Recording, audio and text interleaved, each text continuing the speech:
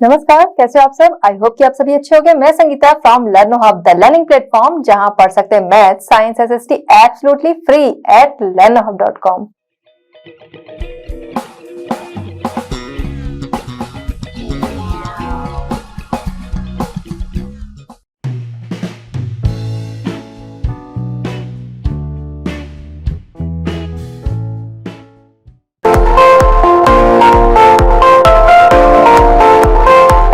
चलिए बच्चों, हमारा आज का चैप्टर स्टार्ट करते हैं। क्वेश्चन नंबर 1 हमारा है, what do you understand by globalisation, explain in your own words. Question हमारा क्या कह रहा है, ग्लोबलाइजेशन से आप क्या समझते हैं, अपने वर्ड्स में एक्सप्लेन करना है। तो ग्लोबलाइजेशन वो प्रोसेस है जिसमें डिफरेंट कंट्रीज जो होती हैं वो एक दूसरे से इंटरकनेक्टेड होती हैं या रैपिड इंटीग्रेशन होता है। कैसे? तो जो इंटरकनेक्शन ये है, ये सोशली भी हो सकता है, पॉलिटिकली भी हो सकता है, कल्चरल भी हो सकता है एंड इकोनॉमिकल भी हो सकता है। कैसे? पहले हम डेफिनेशन देखेंगे फिर बात करते हैं। Globalisation is this process of rapid integration और इंटरकनेक्शन बिटवीन कंट्रीज, कंट्रीज के बीच में इंटरकनेक्शन। अब किसी कंट्री से इंटरकनेक्टेड होने के लिए जरूरी नहीं है कि हम वहां पर जाएं ही, क्योंकि हम में से मैक्सिमम लोग होंगे जो कि फॉरेन कंट्रीज में नहीं गए या अदर कंट्रीज में नहीं गए हैं। ठीक है, तो इसमें जरूरी नहीं है कि इंटरकनेक्टेड होने के लिए उस जगह जाना ही जरूरी है। हमारे घरों में देखिए बहुत सारी चीजें यूज होती हैं। ठीक है, हम बहुत सारी चीजें यूज करते हैं अलग अलग ब्रांड्स की। उसमें कुछ चीजें हमारी मेड इन इंडिया होंगी, लेकिन बहुत कुछ चीजें क्या होंगी, वो अदर कंट्रीज की बनी हुई होंगी। तो हम क्या है, उन चीजों का यूज कर रहे हैं। ठीक है, अब वो चीजें यूज करने के लिए क्या हम वहां पर जाते हैं? अदर कंट्रीज में नहीं जाते हैं। वो सारी चीजें जो है वो हमें यहीं अवेलेबल हो जाती हैं। कैसे? क्योंकि एक तो इंपोर्ट एक तरीका है, उससे चीजें आ जाती थी हमारे यहाँ हमेशा से। दूसरा तरीका ये है कि अदर कंट्री की जो भी ब्रांड है उसकी चीजें इंपोर्ट होके यहाँ आई, उससे हमें मिली। या फिर कह सकते हैं अदर कंट्री जो भी ब्रांड बना रही है उसने अपना प्लांट जो है वो हमारे यहाँ लगा दिया हो। अब वो चीजें हमारे यहाँ रेडी हो रही हैं, लेकिन नाम है उसका अदर कंट्रीज का, जहां पे भी वो चीज जहां का वो ब्रांड है, तो वहां से चीजें बनके क्या हो रहा है कि हमें मिल रही हैं। या अलग अलग कंट्रीज में वो क्या करते हैं, अपने अपने प्लांट्स लगा देते हैं या ऑफिसेज बना देते हैं। जैसे हम लोग आईटी सेक्टर में देखते हैं कि उनके ऑफिसेज क्या होते हैं, फॉरेन कंट्रीज के वो फॉरेन कंट्रीज की कंपनीज रहती हैं, वो क्या होती हैं, वो हमारे यहाँ अपने ऑफिसेज वो खोल लेते हैं। तो इस तरह क्या होता है, एक दूसरे के साथ इंटरकनेक्टेड हैं। ठीक, ये क्या करते हैं, ये इससे क्या फायदे हैं अगर हम देखें तो इससे क्या है, हमें सारी चीजें मिल जाती हैं अदर कंट्रीज की भी। हम चीजों में कंपेयर भी कर सकते हैं। बहुत सारे कह सकते हैं एम्प्लॉयमेंट भी इससे रेडी हो जाते हैं। हमें डिफरेंट डिफरेंट ब्रांड्स मिलते हैं, डिफरेंट जो रेट्स कह सकते हैं कि वो मिलते हैं। हम उन्हें कंपेयर कर सकते हैं, जो हमें हमारे लिए फायदेमंद है तो वो हम ले सकते हैं। तो अगर ग्लोबलाइजेशन की बात अगर हम कर रहे हैं तो उसमें ग्लोबलाइजेशन में सबसे मेन रोल किसका होता है, एमएनसीज का होता है। जो मल्टीनेशनल कंपनीज होती हैं वो अदर कंट्रीज में क्या करती हैं, अपने प्लांट्स लगाती हैं, वहां सर्चिंग करती हैं, जहां पर उन्हें प्रॉफिटेबल लगता है वहां पर वो अपने प्लांट्स लगाती हैं। ठीक है, तो ग्लोबलाइजेशन के लिए मोस्ट अगर कहें कि जिसकी वजह से ग्लोबलाइजेशन बहुत तेजी से हुआ है, वो किसकी वजह से हुआ, मल्टीनेशनल कंपनीज की वजह से। वो उनका रोल इसमें मेन है। It is because of globalization that more and more goods and services, investment and technology are being exchanged between different countries। तो different countries के बीच में क्या होता है, चीजों का, टेक्नोलॉजीज का, सर्विसेज का, गुड्स का क्या होता है, एक्सचेंज होता है। किसकी वजह से, ग्लोबलाइजेशन की वजह से। यही क्या है, ग्लोबलाइजेशन, चीजों का एक दूसरे के साथ एक्सचेंज कह सकते हैं। अदर कंट्रीज के साथ एक्सचेंज जो है वो क्या है, ग्लोबलाइजेशन है, क्योंकि उसी के द्वारा हमें दुनिया भर की चीजें क्या होती है, मिल जाती हैं। तो globalisation is this process of rapid integration और इंटरकनेक्शन डिफरेंट कंट्रीज के साथ क्या होता है, इंटरकनेक्शन हो सकता है, होता है किसकी वजह से, ग्लोबलाइजेशन की वजह से। अब जैसे हम अगर यहाँ पर ये पिक्चर ही देखें, यहाँ पर अगर आपको दिख रहा होगा तो ये क्या है, ये हमारा वर्ल्ड मैप बना है। ठीक है, ये हमारा वर्ल्ड मैप बना है। ये हमारा हो गया अफ्रीका, ये हो गया इंडिया, ये इधर हो गया ऑस्ट्रेलिया। तो ये क्या है, हमारा वर्ल्ड मैप बना हुआ है। अब इसमें हम देख रहे हैं ना कि सभी एक दूसरे से इंटरकनेक्टेड हैं। अब वो इंटरकनेक्शन कैसे है, सोशली भी हो सकता है, पॉलिटिकली भी हो सकता है, इकोनॉमिकली भी हो सकता है, कल्चरल भी हो सकता है।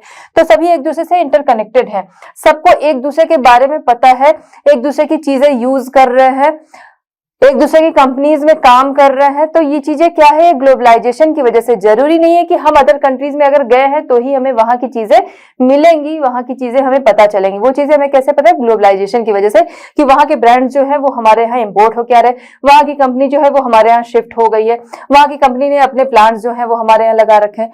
तो उस वजह से चीजों तक हमारी जो पहुंच है वो बन जाती है। तो यही है ग्लोबलाइजेशन। चलिए बच्चों देखते हैं क्वेश्चन नंबर 2। क्वेश्चन नंबर 2 हमारा है, what was the reasons for putting barriers to foreign trade and foreign investment by the Indian government, why did it wish to remove these barriers. तो यहाँ पर क्वेश्चन हमारा क्या है, क्वेश्चन हमारा कह रहा है कि गवर्नमेंट के द्वारा what was the reason for putting barriers to foreign trade and foreign investment by the Indian government. Foreign trade and foreign investment पे रोक, बैरियर्स लगाने का क्या कारण था। रीजन आपको बताना है कि इंडियन गवर्नमेंट के द्वारा foreign trade and foreign investment पे बैरियर लगाने का क्या रीजन था। Why did it wish to remove this barriers, बाद में गवर्नमेंट जो है वो इस बैरियर को रिमूव क्यों करना चाहती थी। तो चलिए सबसे पहले हम बात करेंगे कि foreign investment and foreign trade पे इंडियन गवर्नमेंट के द्वारा बैरियर जो है वो क्यों लगाया गया था। ठीक है, तो reason for putting barriers to foreign trade and foreign investment by the Indian government to protect the country's producers, country के प्रोड्यूसर्स जो थे उन्हें प्रोटेक्ट करने के लिए। कैसे, किस लिए, क्योंकि 1947 में तो हम इंडिपेंडेंट ही हुए, ठीक है, और 1950 से 60 के बीच में कुछ फैक्ट्रीज, कुछ इंडस्ट्रीज, ये सारी चीजें क्या हुई, लगी। अब इन्हें क्या है, एस्टेब्लिश होने में समय लगता। अगर फॉरेन कंट्री के इन्वेस्टमेंट और ट्रेड को नहीं रोका जाता तो फिर ये जो यहाँ की नई नई फैक्ट्रीज थी उन्हें आगे नहीं बढ़ने दिया जाता। वो आगे नहीं बढ़ पाती, क्यों, क्योंकि जो पहले से काम कर रहा है वो उन कामों को अच्छी तरह से करेगा, वो अपनी पकड़ बना लेगा। तो ये जो कंपनियां थी ये आगे बढ़ ही नहीं पाएंगी। तो इस वजह से कंट्री ने क्या किया कि जो कंट्री के गवर्नमेंट ने क्या किया, जो कंट्री के नए नए प्रोड्यूसर्स थे उन्हें आगे बढ़ने में हेल्प हो सके, आगे बढ़ने में प्रॉब्लम ना हो, इसलिए उन्होंने क्या किया, फॉरेन ट्रेड एंड इन्वेस्टमेंट को रोक दिया, वहां पर बैरियर लगा दिया। बस कुछ चीजें ही जो थी उन्हें इंपोर्ट किया जाता था, जैसे कि फर्टिलाइजर्स हो गए, पेट्रोलियम हो गए, मशीनें हो गई, सिर्फ ये चीजें, मतलब कुछ चीजें इस टाइप की थी जिनको इंपोर्ट किया जा सकता था। बाकी चीजों पे बैरियर लगा दिया गया जिससे कि जो लोकल ट्रेडर्स हैं तो वो आगे बढ़ सके। और उसके बाद गवर्नमेंट ने इस बैरियर को हटाना क्यों चाहा, अगर इसकी बात करते हैं कि गवर्नमेंट इस बैरियर को रिमूव क्यों करना चाह रही थी, तो 1947 के बाद हम देख रहे हैं 1950 टू 60 में कुछ फैक्ट्रीज वगैरह लगी, कुछ इंडस्ट्रीज लगी, फिर आगे ये क्रम जो है वो बढ़ता रहा, इनकी कंडीशंस जो है वो धीरे धीरे सुधरने लगी। 1991 आते तक गवर्नमेंट को लगा कि अब इन बैरियर्स को रिमूव कर देना चाहिए, जिससे कि फॉरेन जो इन्वेस्टमेंट है, ट्रेड है, वो इंडिया में आ सकेगा और कंपटीशन जो है वो बढ़ेगा। कंपटीशन बढ़ने से क्या होगा, क्या अगर कंपटीशन बढ़ेगा तो इससे कोई नुकसान नहीं है, उससे ये होगा कंपटीशन बढ़ेगा, भाई जो कंपनी अच्छा करेगी वो आगे बढ़ेगी, जो नहीं करेगी अच्छा वो पीछे रह जाएगी, और जो बिल्कुल भी नहीं आगे आ पाएगी वो क्या करेगी, वो खत्म हो जाएगी। लेकिन वहां नुकसान तो था, लेकिन फिर भी इन बैरियर्स को इसलिए हटा दिया गया क्योंकि बैरियर्स के हटने से क्या होगा, वो कंपनीज आएंगी, यहाँ काम करेंगी, वो ब्रांड्स आएंगे यहाँ पर, तो यहाँ के जो लोकल कंपनीज हैं उनके साथ कंपटीशन बढ़ जाएगा, कंपटीशन बन जाएगा। अब ये कंपटीशन में बने रहने के लिए क्या होगा कि कंपनीज जो रहेंगी ये लोकल, वो अपनी चीजों को सुधारेंगी। कंपटीशन बढ़ा, अब कंपटीशन में बने रहना है, मार्केट में बने रहना है, तो अपनी चीजों को ये इंप्रूव करेंगी, इसीलिए गवर्नमेंट इन बैरियर्स को हटाना चाह रही थी। Foreign trade and investment are essential for competitiveness, तो उसके लिए ये जरूरी था, कंपटीशन के लिए फॉरेन ट्रेड एंड इन्वेस्टमेंट जो था वो जरूरी था। To improve producers and increase quality, quality, उसकी जो क्वालिटी थी, जो यहाँ के प्रोड्यूसर्स थे उनकी क्वालिटी जो थी उनके ब्रांड्स की, उनके सामानों की, उसे सुधारने के लिए ये चीजें जरूरी थी। इसीलिए गवर्नमेंट जो थी वो आगे रिमूव करना चाह रही थी इन बैरियर्स को। चलिए बच्चों देखते हैं क्वेश्चन नंबर 3। क्वेश्चन नंबर 3 हमारा है, how would flexibility in labour laws help companies. Labour laws में फ्लेक्सिबिलिटी कंपनीज की हेल्प कैसे करती है?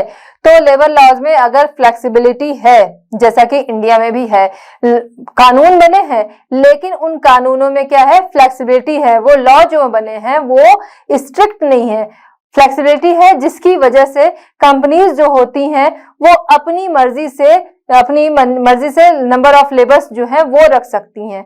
जब वो चाहेंगी सीजन है काम का तो वो रखेंगी, सीजन नहीं है तो वो हटा देंगी, या फिर वो बहुत सारे वर्कर्स से काम करा रही, अब उन्हें लग रहा है अब कम वर्कर्स की जरूरत है तो वो कभी भी उन वर्कर्स को मना कर सकती हैं। तो ये सारी चीजें क्या है, ये सब लेबर लॉ में फ्लेक्सिबिलिटी की वजह से।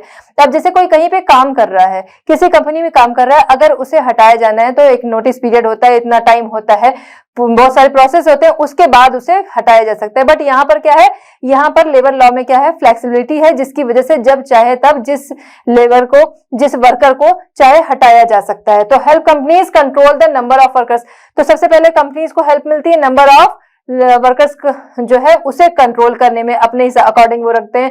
The company can employ workers according to the seasonal demand. Seasonal demand के अकॉर्डिंग वो क्या करते हैं, वर्कर्स को रखते हैं, अभी रखे हैं, फिर सीजन आ गया किसी चीज का कि उन चीजों का अभी सीजन नहीं है तो वो क्या करेंगे, अपने वर्कर्स को कम कर देंगे।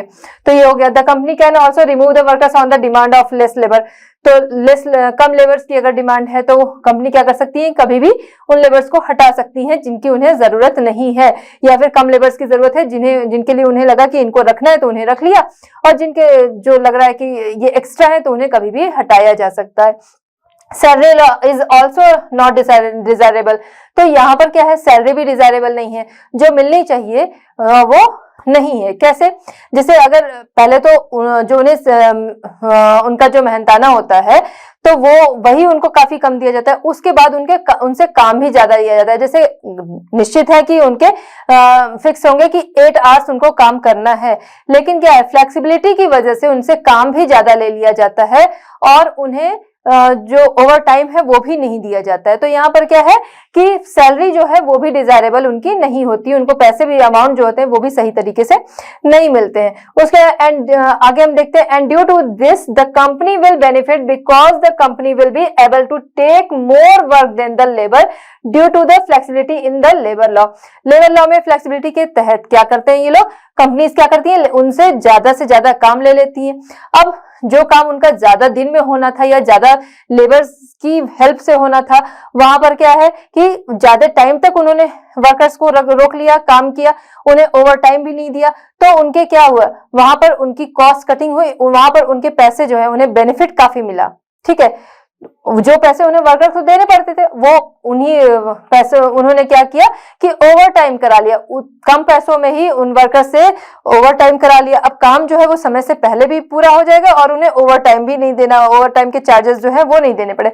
तो इससे क्या हुआ कि उन्हें जो कंपनीज है उन्हें बेनिफिट मिल जाता है, किसकी वजह से, लेबर लॉ में फ्लेक्सिबिलिटी की वजह से। कंपनी जो है वो तो अमीर हो रही है, बट जो वर्कर्स हैं उनका क्या, उनकी कंडीशन वैसे ही बुरी होती है, और उसके बाद उनसे ओवर टाइम काम करा के या फिर उनकी मजदूरी कम देके, और क्या होता है, ये चीजें किस वजह से है, law of flexibility, labour law flexibility की वजह से। ठीक है, that means more production less cost, यानी कि जब वो ज्यादा से ज्यादा काम ले रहे हैं तो यानी क्या हुआ, प्रोडक्शन ज्यादा हो रहा है और कॉस्ट जो आ रही वो उनकी क्या आ रही, कम आ रही है, क्योंकि वो ओवर टाइम भी करा ले रहे हैं और उसके चार्जेस भी नहीं दे रहे हैं।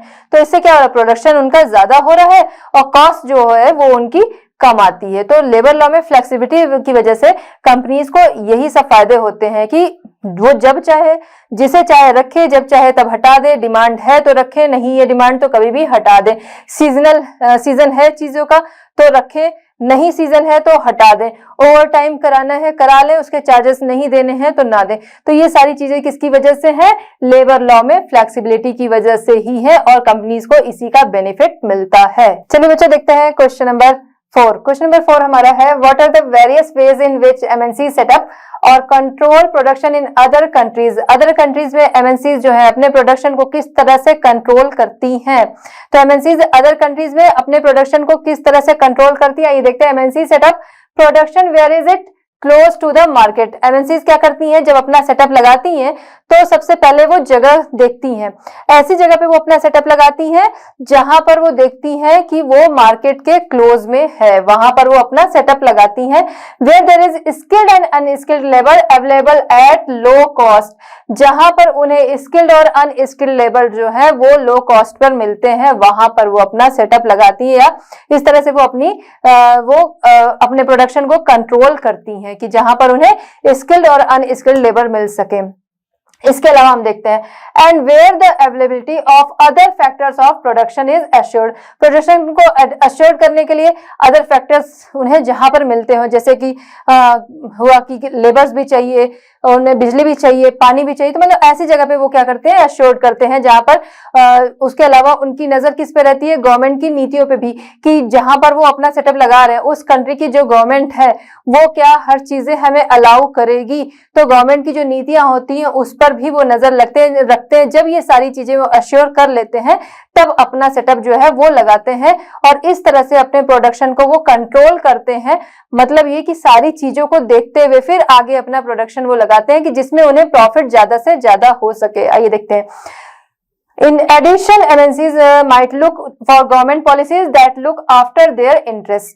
Having assured themselves of these conditions, MNCs set up factories and offices or for production. उसके बाद वो अपना ऑफिस और फैक्ट्रीज जो होता है वो प्रोडक्शन के लिए वहां पर लगाते हैं। इसके अलावा अगर हम देखें तो MNCs जो होती हैं वो क्या करती हैं कि जो जिस कंट्री में जा रही, जैसे मान लीजिए इंडिया में ही आ रही, तो वहां पे वो जो किसी लोकल कंपनी के साथ वो टाई अप कर लेती है, लोकल कंपनी के साथ जॉइंटली वो काम करते हैं। इससे क्या होता है, जो लोकल कंपनीज होती हैं उन्हें भी बेनिफिट मिलता है।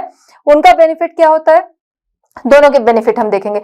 लोकल कंपनीज के बेनिफिट इससे क्या होते हैं कि लोकल कंपनीज जो है उन्हें इससे एक इन्वेस्टर मिल जा रहा है, उसके अलावा उन्हें कुछ मशीनें जो है वो भी मिल जाएंगी, तो ये सारी चीजें उनके प्रॉफिट में जुड़ जाती हैं। अब एमएनसीज की देखें कि उन्हें क्या प्रॉफिट है, अगर वो किसी कंपनी के साथ ज्वाइंटली काम करते हैं, ज्वाइंटली काम करने में क्या होगा, उन्हें नया सेटअप वगैरह नहीं लगाना पड़ेगा, सीधे वो काम अपना शुरू कर सकते हैं। At times MNC setup production jointly with some of the local companies of these countries, तो वो कंट्रीज के साथ जो क्या करेंगे, डेवलपिंग कंट्रीज में अगर वो काम करने गए तो उन कंट्रीज के साथ वो क्या करेंगे, अपना सेटअप लगा लेंगे, मतलब उन्हीं के साथ ज्वाइंटली काम करेंगे तो उन्हें नया सेटअप वगैरह नहीं लगाना पड़ेगा। उसके अलावा एमएनसीज एक आम तरीका उनका और है, अगर उसको देखें तो इसको वो ज्यादा पसंद करते हैं कि किसी कंपनी को खरीद लेना, लोकल किसी कंपनी को, जहां वो जा रहे हैं अपनी फैक्ट्री वगैरह लगाना चाह रहे हैं अदर कंट्रीज में, वहां वो क्या करते हैं कि लोग किसी लोकल कंपनी को खरीद लेते हैं। जैसे कि आपकी बुक में परक फूड का एग्जांपल है कि परक फूड ऑयल बेस्ड कंपनी थी, जिसे कि बाद में कारगिल फूड ने खरीद लिया, कारगिल कंपनी ने, ब्रांड ने खरीद लिया और फिर आगे वो उस पर सेल करने लगा। तो यहाँ क्या हुआ, कंपनी को अपना सेटअप या फिर उससे जिस कंपनी को ये खरीदते हैं उससे क्या होता है, गुडविल भी उन्हें मिल जाती है, तो उससे कंपनी का काफी प्रॉफिट होता है, उन्हें गुडविल भी मिल गई, उन्हें नया फैक्ट्री वगैरह भी नहीं सेट करना पड़ा। कई बार होता है लेबर्स वगैरह भी वो पुराने ही अपना आगे उन्हीं को कंटिन्यू कर लेते हैं, तो ये इस तरीके की सारी बेनिफिट जो है वो उनको मिल जाती हैं। But the most common route, देखिए ये उनका मोस्ट कॉमन रूट होता है एमएनसीज का, कि वो जो investment is two by up local companies को वो खरीदने में इन्वेस्ट करती हैं, न कि नया बनाने में, टू एक्सपैंड प्रोडक्शन, अपने प्रोडक्शन को बढ़ाने के लिए। फिर आगे क्या है, MNCs in developed countries place orders for production with small producers of developing countries for various products. तो बहुत सारे प्रोडक्ट्स के लिए वो क्या करती हैं, एमएनसीज क्या करती हैं कि जो स्मॉल प्रोड्यूसर्स होते हैं, जो छोटे छोटे प्रोड्यूसर्स होते हैं, उनसे वो क्या करते हैं, चीजों को खरीदते हैं। ठीक है, इसमें ज्यादातर जैसे शू वगैरह आते हैं, स्पोर्ट्स के आइटम आते हैं, फुटवेयर आइटम, स्पोर्ट्स के आइटम, इस तरीके की चीजें इसमें ज्यादातर आती हैं। तो इस तरीके के क्लॉथ आ गए, इस तरीके की चीजें ये क्या करते हैं, स्मॉल प्रोड्यूसर से खरीदते हैं, उस पर अपने टैग लगाते हैं। अब वो चीज क्या हो गई, ब्रांडेड हो गई। वही चीज अगर हम स्मॉल बायर से खरीदते हैं तो वो हमारे लिए काफी सस्ती होती और उस चीज की लेकिन वैल्यू नहीं होती। अब ये कंपनीज क्या करती हैं, इन छोटे बायर से चीजें खरीदती हैं और छोटे प्रोड्यूसर से चीजें खरीदती हैं और फिर उस पे क्या करती हैं, अपना टैग लगा के और उसको आगे सेल कर देती हैं। चीजें हो गई ब्रांडेड, मार्केट में आई और मार्केट में वो अच्छी खासी कीमतों पे सेल होती हैं। तो एमएनसीज जो होती हैं इस तरीके के भी काम वो करती हैं। तो इस तरह से वो क्या करती हैं, पूरे मार्केट पे कंट्रोल रखती हैं कि उनको ज्यादा से ज्यादा क्या हो, प्रॉफिट हो। और जो छोटे प्रोड्यूसर से वो चीजें खरीदती हैं तो उनको भी, जहां से वो चीजें ले रही हैं उनको भी वो निर्देश दिए रहते हैं, उन्हें इंस्ट्रक्शन दिए होते हैं कि इस तरीके का क्लॉथ यूज करना है, इस तरीके का डिजाइन यूज करना है, इसी तरीके की चीजें बता देते हैं। और स्मॉल प्रोड्यूसर से वो चीजें कम रेट में, काफी कम रेट में लेके और बहुत ज्यादा रेट में उन चीजों को सेल कर देते हैं। तो इस तरह से ही पूरे मार्केट पे क्या करते हैं, कंट्रोल रखते हैं। अब जैसे हम यहाँ पर पिक्चर में ही देखें कि ये कोई पर्सन है, एमएनसी कंपनी का कोई पर्सन है, कोई बिजनेसमैन है जिसकी की एमएनसी कंपनी है, कोई बिजनेसमैन है जो कि एमएनसी कंपनी चलाता है। अब उसने देखा जिस कंट्री में वो है वहां पर क्या है, वहां पर उसको चीजें जो है वो काफी महंगी पड़ रही हैं सारी चीजें। तो वो क्या करेगा, सारी चीजें आगे वो कहीं और सोचेगा, कहीं और अपना सेटअप लगाते हैं किसी और कंट्री में।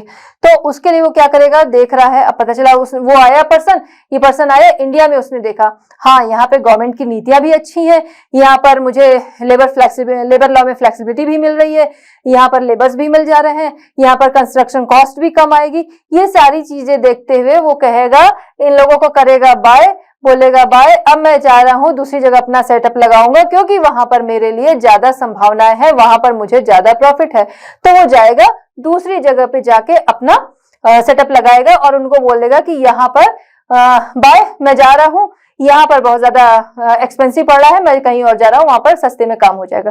तो वो आके, वो मल्टीनेशनल कंपनी जो है आके इंडिया में अपना सेटअप उन्होंने लगा लिया और यहाँ पर उनका काम जो है वो कम खर्चे में हो जा रहा है, उनका प्रोडक्शन जो है वो कम खर्चे में हो रहा है और प्रॉफिट जो हो रहा है वो उनको बराबर हो रहा है। और जो प्रोड्यूस हो रहा है, जो प्रोडक्शन उनका तैयार हो रहा है वो पूरे वर्ल्ड में कहीं भी वो अपना भेज सकते हैं। तो इस तरह से एमएनसीज जो होती हैं वो कंट्रोल रखती हैं अपने प्रोडक्शंस पे। तो आई होप कि आप समझ गए होंगे कि एमएनसीज जो है वो अदर कंट्रीज में प्रोडक्शन पे किस तरह से कंट्रोल रखती हैं। क्वेश्चन नंबर 5 हमारा है, why do developed countries want developing countries to liberalise their trade and investment. ठीक है, what do you think should the developing countries demand in return. ठीक, क्वेश्चन हमारा क्या कह रहा है कि डेवलप्ड कंट्रीज जो है वो डेवलपिंग कंट्रीज से ऐसा क्यों चाहती हैं कि उनके फॉरेन ट्रेड इन्वेस्टमेंट के लिए वो लिबरलाइज हों, और क्या जो डेवलपिंग कंट्रीज हैं उन्हें भी बदले में ऐसी डिमांड रखनी चाहिए। चलिए क्वेश्चन के फर्स्ट पार्ट पे पहले बात करेंगे कि जो डेवलप्ड कंट्रीज हैं वो डेवलपिंग कंट्रीज से ऐसा क्यों चाहती हैं कि लिबरलाइज हो वो उनके लिए, उनके foreign trade and foreign investment के लिए वो कंट्रीज क्या हो, लिबरलाइज हो। तो डेवलप कंट्रीज पे आते हैं। डेवलप कंट्रीज का ये मानना है कि सभी देशों में, सभी देशों में ये होना चाहिए कि जो ट्रेड है, ट्रेड के फ्री होना चाहिए, मतलब उस पर कोई टैक्स बैरियर नहीं लगना चाहिए, जिससे कि ट्रेड जो है वो आसानी से हो सके। डेवलप कंट्रीज बिलीव करती हैं कि ट्रेड एंड फॉरेन इन्वेस्टमेंट में कोई भी जो बैरियर्स हैं वो क्या होते हैं, हार्मफुल होते हैं, नुकसानदेह होते हैं। There should be free trade between countries, countries के बीच में जो ट्रेड हो वो बिल्कुल फ्री हो, यानी कि वहां पर कोई बैरियर्स ना हो, यानी कि वहां पर टैक्स बैरियर्स ना लगे, जिससे कि ट्रेड जो है वो आसानी से हो सके। All the countries of the world should liberalise their policies, assuming that they want there to be no blockers। सभी कंट्रीज, वर्ल्ड में सभी कंट्रीज जो है उन्हें लिबरलाइज होना चाहिए, ताकि जो इन्वेस्टमेंट है, जिससे कि जो वो इन्वेस्टमेंट करना चाहते हैं वो आसानी से हो सके, उसमें कोई ब्लॉकर्स या फिर कोई बैरियर्स ना आए। अब हम बात करेंगे कि जो डेवलप कंट्रीज हैं वो ऐसा तो चाहती हैं, ठीक है, सभी के लिए अच्छा है कि ट्रेड जो हो रहा है, इन्वेस्टमेंट जो हो रहा है उसमें कोई बैरियर्स ना हो, लेकिन उनका कहना अगर है कि सभी देशों को ऐसा होना चाहिए तो उन्हें ऐसा मानना भी चाहिए। लेकिन यहाँ पर कहानी क्या है, उल्टी है। यहाँ अपनी बातों के लिए तो वो ठीक है, वो कह देते हैं, डेवलप कंट्रीज कहती हैं कि जो स्मॉल या डेवलपिंग कंट्रीज है उन्हें सभी के लिए क्या करना चाहिए, जो फॉरेन ट्रेड एंड इन्वेस्टमेंट है उसके लिए कोई बैरियर्स नहीं लगे होने चाहिए, जिसे कि कहते हैं उदारीकरण की नीति। अगर ये बैरियर्स हटा लें तो उसे कहते हैं उदारीकरण की नीति या लिबरलाइजेशन। तो वो नहीं होना चाहिए, जिससे क्या होगा, ये आसानी से ट्रेड कर सकेंगे। लेकिन यही नीति ये अपने उसमें फॉर्म में नहीं निभाते हैं। अगर developing countries and small countries जो भी हैं, अगर उनको इनके यहाँ इन्वेस्ट करना हो तो वहां पर उस नीति को ये नहीं अपनाते। जैसे कि आपकी बुक में दिया है कि अगर हम बात करें इंडिया में बात करें, करीब 60% किससे आता है, एग्रीकल्चर से आता है जीडीपी का। और यही फॉरेन कंट्रीज की बात करें, जो फॉरेन क्या, जो डेवलप्ड कंट्रीज है, डेवलप्ड कंट्रीज की बात करें, वहां पर करीब 1% जो होता है वो एग्रीकल्चर से आता है। लेकिन फिर भी वहां के जो फार्मर है उनकी कंडीशन ज्यादा अच्छी है। क्यों अच्छी है? क्योंकि वहां का जो फार्मर है वहां पे 1% ही लोग एग्रीकल्चर में लगे हैं, या 1% ही जीडीपी का एग्रीकल्चर से मिलता है, ठीक है। और यहाँ पर 60% लोग लगे हुए हैं। लेकिन अगर हम देखें तो वहां पर क्या है, लोग कम है तो गवर्नमेंट का सपोर्ट भी ज्यादा है। तो अगर वहां का फार्मर जो है उसने जो भी फसल उगाई, गवर्नमेंट की तरफ से उसे ज्यादा सपोर्ट है, ज्यादा सपोर्ट की मिलने की वजह से उसे फसल के दाम जो है बहुत ज्यादा बढ़ाने की जरूरत नहीं है। लेकिन यही अगर हम इंडिया के परिप्रेक्ष्य में देखें तो यहाँ पर क्या है कि यहाँ पर गवर्नमेंट की तरफ से फैसिलिटीज तो मिलती हैं, लेकिन इतने बड़े लेवल पे यहाँ पर एग्रीकल्चर का काम होता है कि जो फायदा मिलना चाहिए वो उतना मिल नहीं पाता है। तो यहाँ के जो फार्मर हैं उनकी कंडीशन भी बुरी है। अगर यहाँ की चीजें बाहर जाएंगी कोई और कंट्री में, अगर वो एक्सपोर्ट होके जाती है तो वहां पर क्या होता है कि उसके रेट जो होते हैं वो बढ़ जाते हैं। और यही अदर कंट्रीज की अगर बात करें, जो डेवलप्ड कंट्रीज हैं, वहां का जो एग्रीकल्चर होगा, वहां का जो अनाज होंगे वो अदर कंट्रीज में आएंगे तो क्या होगा, उनका रेट बहुत ज्यादा नहीं होगा। तो अगर उन पे टैक्स लग भी जाता है तो क्या होगा, उनको फिर भी मुनाफा होगा। जैसे कि मान लीजिए कि अगर हम बात करें वीट की बात करें, वीट इंडिया में फार्मर बेच रहा है 23 रुपीज में, ठीक है। यहाँ के अकॉर्डिंग वो 23 है। अगर उसको अदर कंट्रीज क्या करेंगी, मंगाएंगी, तो वहां पर वो क्या करेंगी, इम्पोर्ट टैक्स जो रहेगा वो वहां पर लगा देंगी। तो अगर 23 है, उन्होंने उस पे और टैक्स लगा दिया तो वो वहां पर जाकर महंगा हो गया। अब वहां जो उनके यहाँ हो रहा है वो उनके डॉलर के हिसाब से अगर हम देख रहे हैं तो जो इंडिया से जा रहा है वो क्या है, उस पे एक तो फार्मर को उतनी सहायता भी नहीं मिल रही है, फैसिलिटीज नहीं मिल रही हैं। उसके बाद वहां जाकर उस पे इंपोर्ट टैक्स भी अगर वो लगा देते हैं तो उतना प्रॉफिट नहीं होता है। और अपने यहाँ जो है कि अगर वो उस पे इंपोर्ट टैक्स भी लगाएंगे तो उनके फार्मर की कंडीशन इतनी अच्छी होती है, उसे इतनी फैसिलिटीज गवर्नमेंट की तरफ से मिली होती हैं कि वहां पर उसका रेट बढ़कर भी लेवल पे ही रहेगा, ठीक है। तो यहाँ पर क्या है, यहाँ पर वो उदारीकरण की नीति नहीं अपनाते, या यहाँ पर वो लिबरलाइज नहीं होते हैं। वो चाहते हैं जो स्मॉल कंट्रीज हैं, डेवलप्ड कंट्रीज हैं, वो लिबरलाइजेशन की नीति अपनाएं, लेकिन अपने यहाँ क्या है वो नहीं चाहते हैं। अच्छा, अब बात करें कि ये जो रूल लाया गया कि जो सभी कंट्रीज जो हैं वो क्या करें, लिबरलाइजेशन की नीति अपनाएं, सभी उदारीकरण की नीति अपनाएं। जो भी इन्वेस्टमेंट है ट्रेड में, फॉरेन इन्वेस्टमेंट है, फॉरेन ट्रेड है, उसमें कोई टैक्स बैरियर्स ना हो। तो ये जो रूल लाने वाले हैं वो कौन है, डब्ल्यूटीओ की तरफ से ये बात कही गई। अब डब्ल्यूटीओ है क्या, वर्ल्ड ट्रेड ऑर्गेनाइजेशन, जिसके सदस्य कौन है, उसके सदस्य की बात करें, मेंबर्स की बात करें जिन्होंने ये बातें कही, तो वो कौन है, वो डेवलप कंट्रीज के ही लोग हैं। तो जब डेवलप कंट्रीज के लोग हैं तो वो सपोर्ट किसे करेंगे, डेवलप कंट्रीज को ही करेंगे। तो अपने मामले में तो ये क्या कहते हैं कि कोई टैक्स बैरियर्स नहीं होने चाहिए, ठीक है। और यही अगर जो डेवलपिंग कंट्रीज है उनके मामले में नहीं कहते, अगर उनके यहाँ जाता है तो चीज़ों पे इम्पोर्ट टैक्स वो लगा देते हैं और उसकी वजह से ये चीज़ें जो है वो महंगी हो जाती हैं, उन्हें वो फायदा नहीं मिल पाता है। तो MNCs can set up industries in small and developing countries which will be less expensive and they will get more profit, ठीक है। तो MNCs क्या करती हैं, अपनी इंडस्ट्रीज, MNCs अपनी इंडस्ट्रीज कहाँ लगाती हैं, स्मॉल एंड डेवलपिंग कंट्रीज में, जिससे क्या होता है कि उनको काफ़ी प्रॉफिट मिलता है। वो प्रॉफिट कैसे मिलता है, उनका प्रॉफिट ऐसे होता है, अगर वो स्मॉल और डेवलपिंग कंट्रीज पे लगा रही हैं अपनी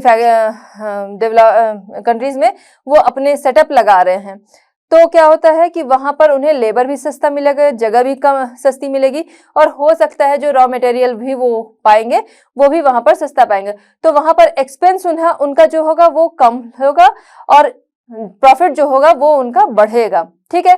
expense and they will get more profit, तो वहां पर क्या होगा, लेस एक्सपेंस होगा, उनका खर्चा कम होगा और प्रॉफिट जो होगा वो ज्यादा होगा।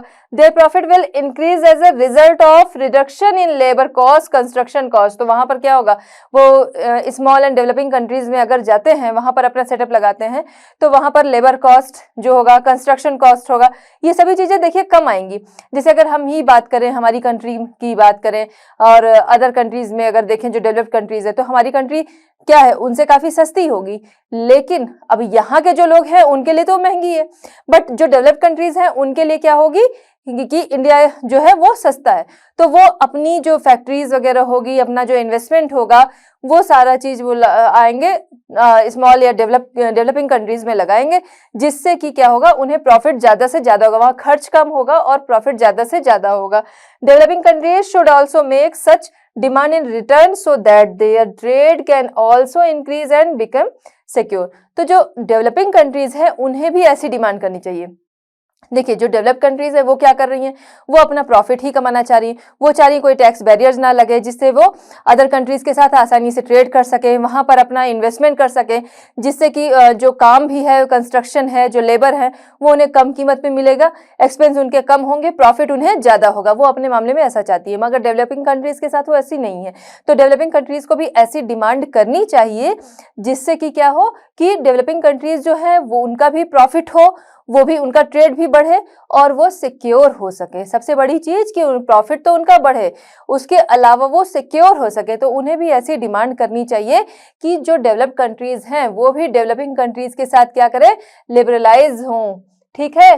तो यहाँ पर हमने समझा कि डेवलपिंग कंट्रीज जो है वो चाहती हैं, क्यों चाहती हैं कि जो डेवलपिंग कंट्रीज हैं वो लिबरलाइज हों, और जो डेवलपिंग कंट्रीज हैं उन्हें भी लिबरलाइज होना चाहिए। क्यों होना चाहिए, या फिर उन्हें भी उसकी डिमांड करनी चाहिए, ठीक है। तो आई होप कि आपको ये समझ में आ गया होगा आंसर।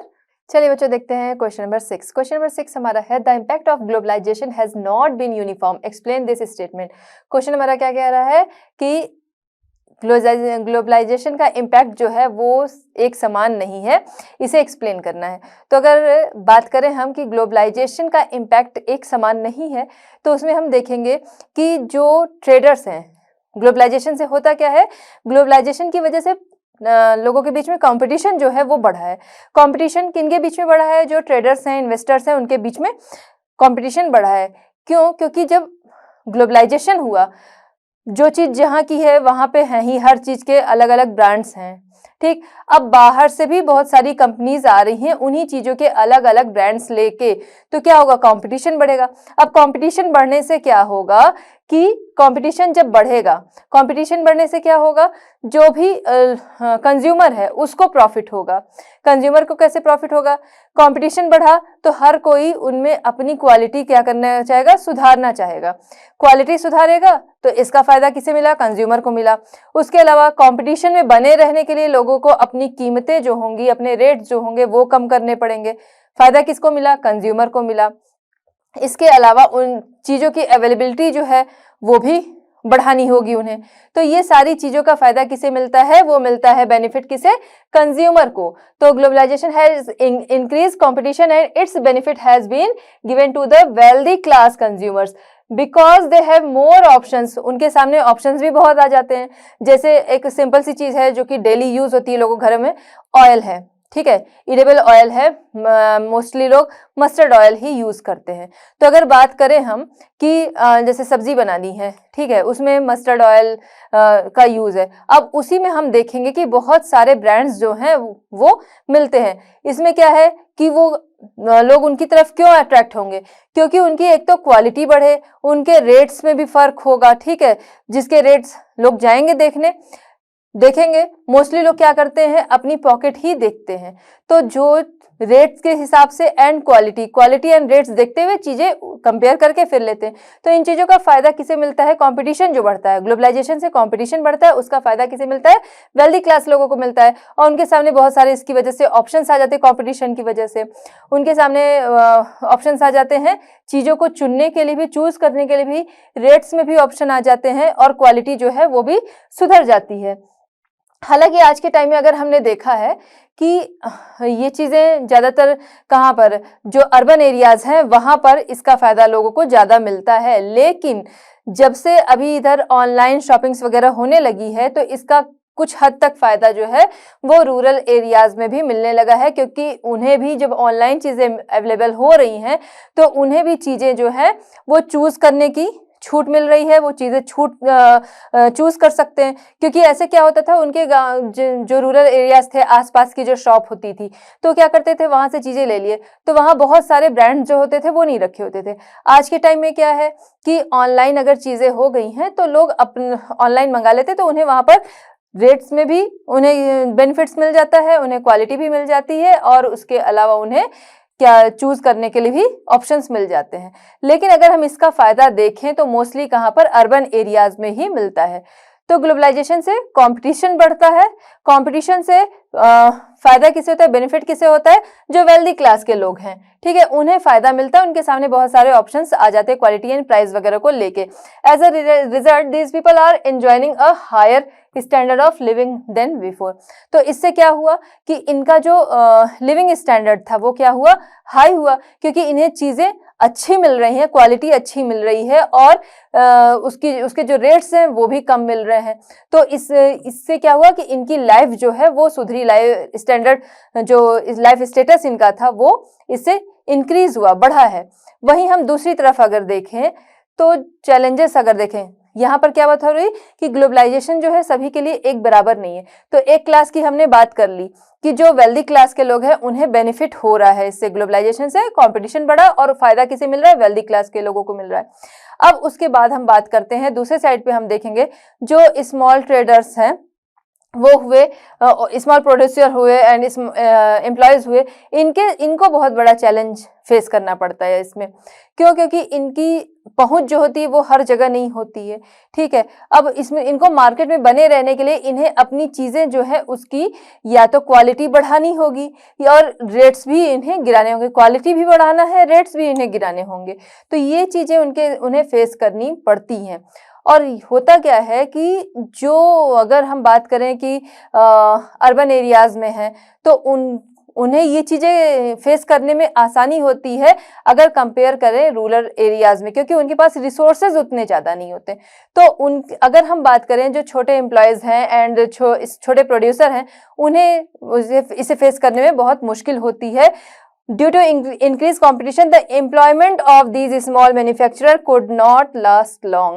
तो ऐसे क्या होता है कि जो छोटे इस कंपटीशन में कंपटीशन बढ़ता है, और इसमें जो छोटे प्रोड्यूसर वगैरह होते हैं उनका क्या होता है कि वो इस मार्केट में लंबे टाइम तक नहीं बने रह सकते। जैसे कि अगर हम बात करें सबसे सही, अगर हम एग्जाम्पल की बात करें तो चाइनीज आइटम अगर हम देखें तो चाइनीज आइटम क्या होते हैं, अवेलेबल भी होते हैं, उसके अलावा उनके रेट्स क्या होते हैं, काफ़ी कम होते हैं।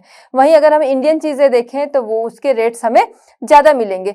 अब ये और बात है कि इंडियन चीज़ें हमने ली वो लंबे टाइम तक चले नहीं चले, बट चाइनीज़ चीज़ें होती हैं कि लोग कहते हैं कि इसमें इनकी लाइफ उतनी नहीं है, लेकिन फिर भी जिस समय उन्हें लेना है तो वो क्या करते हैं, रेट देख के ही लोग लेते हैं। चाहे बात आ जाती है स्वदेशी की, फिर एक टाइम होता है कि उस टाइम पे लोगों ने उस पर बात की, उस टाइम पे उस चाइनीज चीजों को छोड़ा, लेकिन फिर वापस से कुछ टाइम के बाद वो उसी पे आ जाते हैं। क्यों? क्योंकि वहां पर उन्हें अपनी पॉकेट भी देखनी है।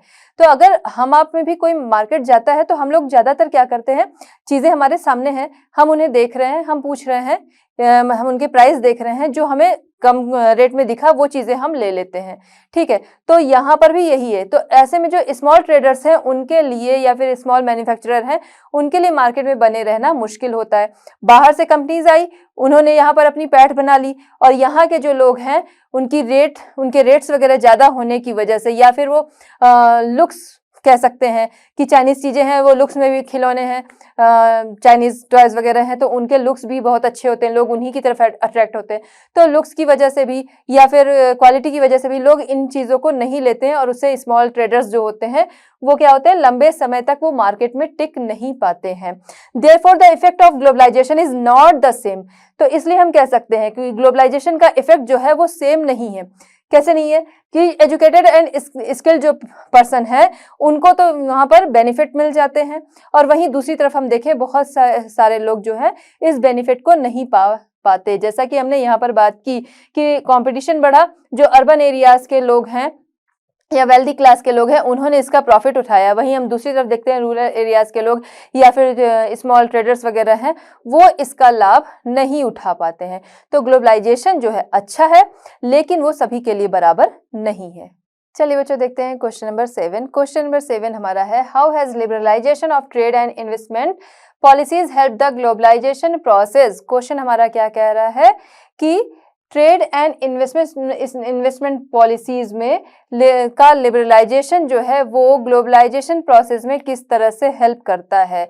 लिबरलाइजेशन मतलब ये कि जो लिबरलाइजेशन की नीति सभी देशों को अपनाने के लिए बोला गया था। WTO की तरफ से डिसाइड हुआ कि सभी कंट्रीज को क्या करना है, लिबरलाइजेशन की नीति अपनानी, उदारीकरण की नीति अपनानी, जिसके तहत अगर कोई चीज कोई इंपोर्ट कर रहा है कहीं से तो उस पर कोई टैक्स बैरियर्स वगैरह ना लगे, जिससे कि आसानी से ये चीजें हो सके। तो अब बात आती है कि ट्रेड एंड इन्वेस्टमेंट पॉलिसीज के लिबरलाइजेशन में ग्लोबलाइजेशन प्रोसेस से कैसे हेल्प मिली। तो इस प्रोसेस से ऐसे हेल्प मिली कि चीजों का जो आदान प्रदान है, या फिर कह सकते हैं due to liberalisation exchange of goods जो है वो होना इजी हो गया। अगर टैक्स बैरियर्स लगे हैं या कोई भी बैरियर्स लगे हैं तो क्या है कि चीजों का एक्सचेंज करने में प्रॉब्लम होती, या फिर उस पर टैक्स बहुत ज्यादा लग रहा है तो प्रॉफिट कम हो रहा है। लिबरलाइजेशन जो है उसकी वजह से यहाँ पर क्या हो रहा है कि चीजों को एक्सचेंज करने में हेल्प मिलती है। ठीक है, गुड्स कैन हैपनली इजली, तो एक्सचेंज, तो यहाँ पर क्या है कि गुड्स जो है वो एक्सचेंज आसानी से हो सकते हैं। उसके अलावा हम देखेंगे foreign companies can open there offices, foreign companies अपने ऑफिसेज आसानी से खोल सकती हैं। कैसे? फॉरेन कंपनीज जो होंगी वो देखेंगे अदर कंट्रीज, जहाँ पर जैसे डेवलपिंग कंट्रीज हो गई, तो वहाँ पर क्या होगा, उन्हें लगेगा कि यहाँ अगर हम इन्वेस्ट करेंगे तो हमारा जो हम इन्वेस्ट कर रहे हैं बहुत ज़्यादा इन्वेस्ट नहीं करना होगा, प्रॉफिट जो होगा वो ज़्यादा मिलेगा। कैसे?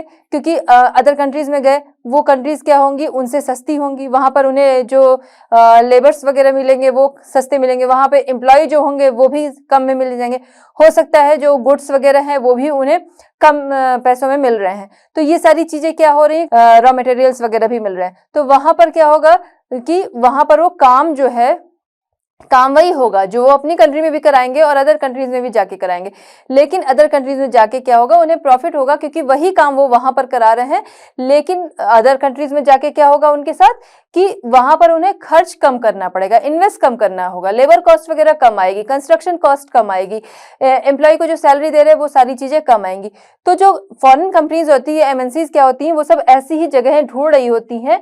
ये मान लीजिए फॉरेन कंपनीज है, वो ऐसी जगह ढूंढ रही होती हैं जहां पर वो इजिली अपने बिजनेस को लगा सकें। तो वो ऐसी जगह ढूंढती हैं कि इजिली लगा सकें और सस्ते में काम हो जाए। तो इसीलिए लिबरलाइजेशन की जो नीति है उससे इन्हें ये फायदा मिला कि ये वही काम करेंगे, लेकिन उस काम को अदर कंट्रीज में आकर अगर वो कर रहे हैं, अदर कंट्री में आकर उसी काम को कर रहे हैं, तो उससे क्या होगा, उन्हें प्रॉफिट होगा। अब ये अदर कंट्रीज में उनका जो सामान है, मान लीजिए किसी भी चीज की फैक्ट्री है यहाँ पर किसी कंपनी की, तो वो चीजें अगर उन्होंने अदर कंट्रीज में लगा दी, अब ये चीज यहाँ से रेडी होके फिर यहाँ से वो अदर कंट्रीज में क्या करेंगे, सेंड करेंगे। ठीक है, तो अदर कंट्रीज में बना कहाँ पे आके, दूसरी जगह, उनकी कंट्री में नहीं बना। उन्होंने क्या किया, जो डेवलपिंग कंट्रीज है वहां पर जगह ढूंढी और वहां पर उन्होंने इन्वेस्ट किया, क्योंकि उन्हें वहां पर कॉस्ट कटिंग जो है वो काफी अच्छी दिखी। इस वजह से उन्होंने क्या किया, अदर कंट्री में लगाया, अब यहाँ पे चीजें तैयार हो गई और उसे क्या किया, अलग अलग जगहों पे सप्लाई कर दिया। लोग इंपोर्ट एक्सपोर्ट के जरिए अलग अलग जगहों पे वो चीजें सप्लाई हो गई।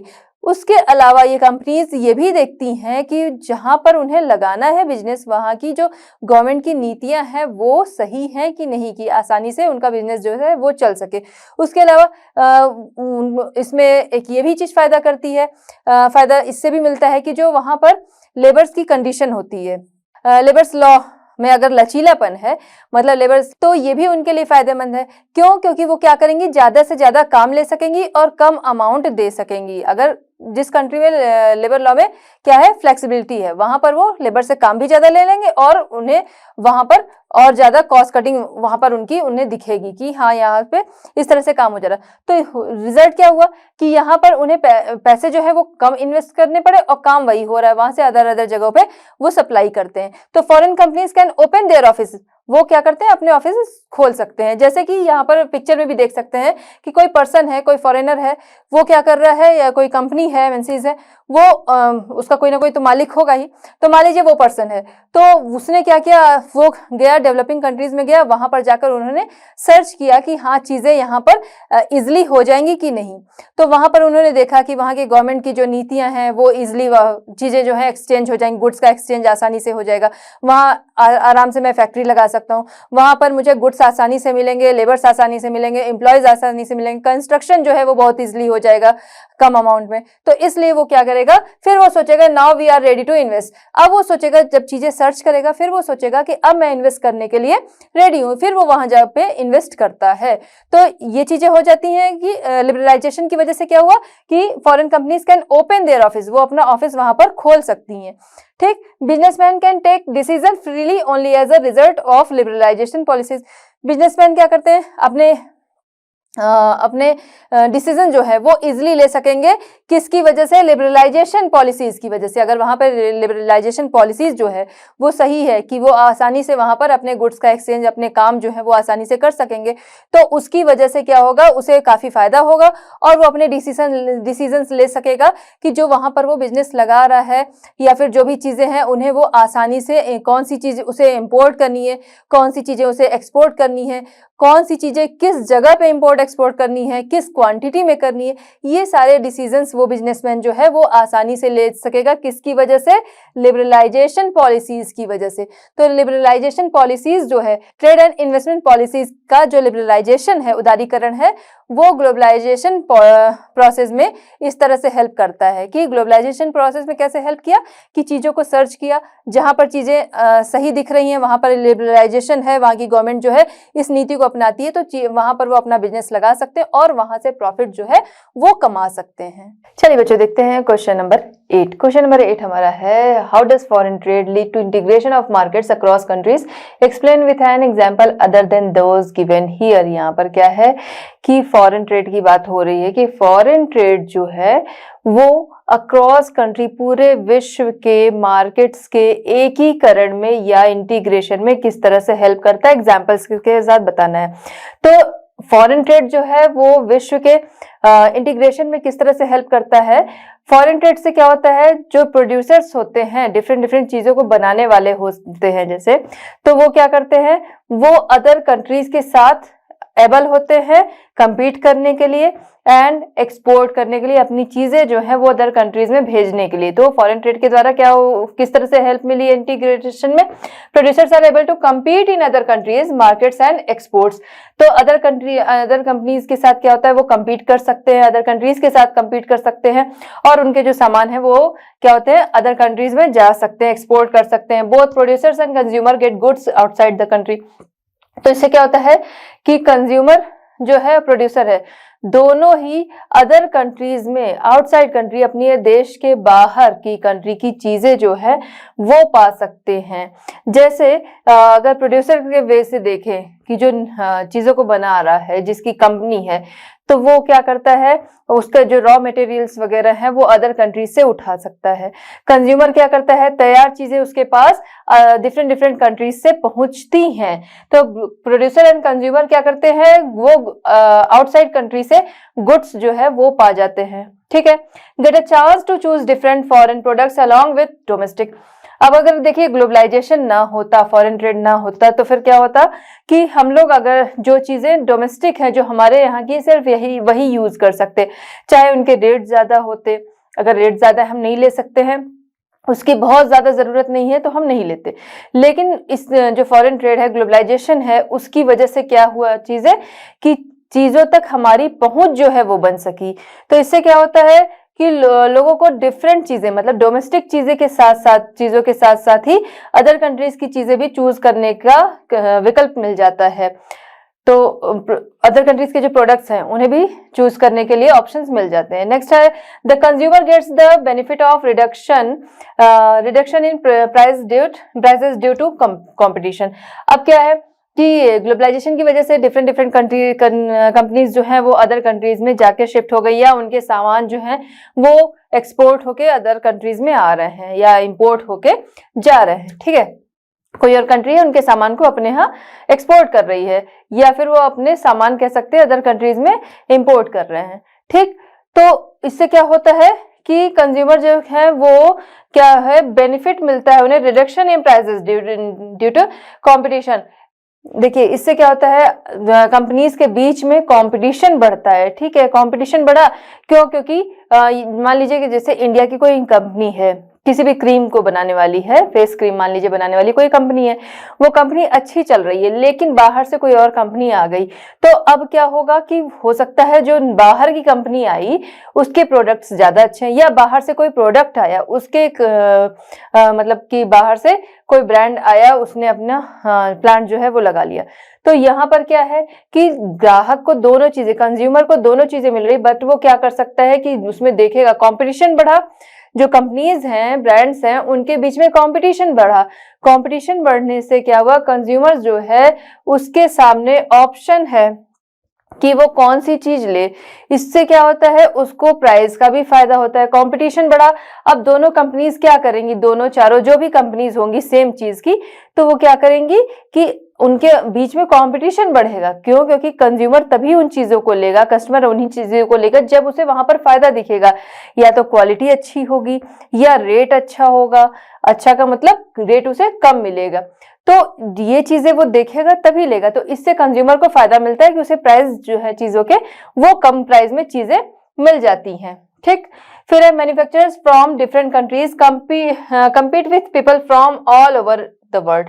ऐसे क्या है कि अगर हम देखते हैं फॉरेन ट्रेड नहीं होता, ग्लोबलाइजेशन नहीं होता, तो फिर क्या होता कि लोगों के बीच में एक तो कंपटीशन उतना नहीं होता।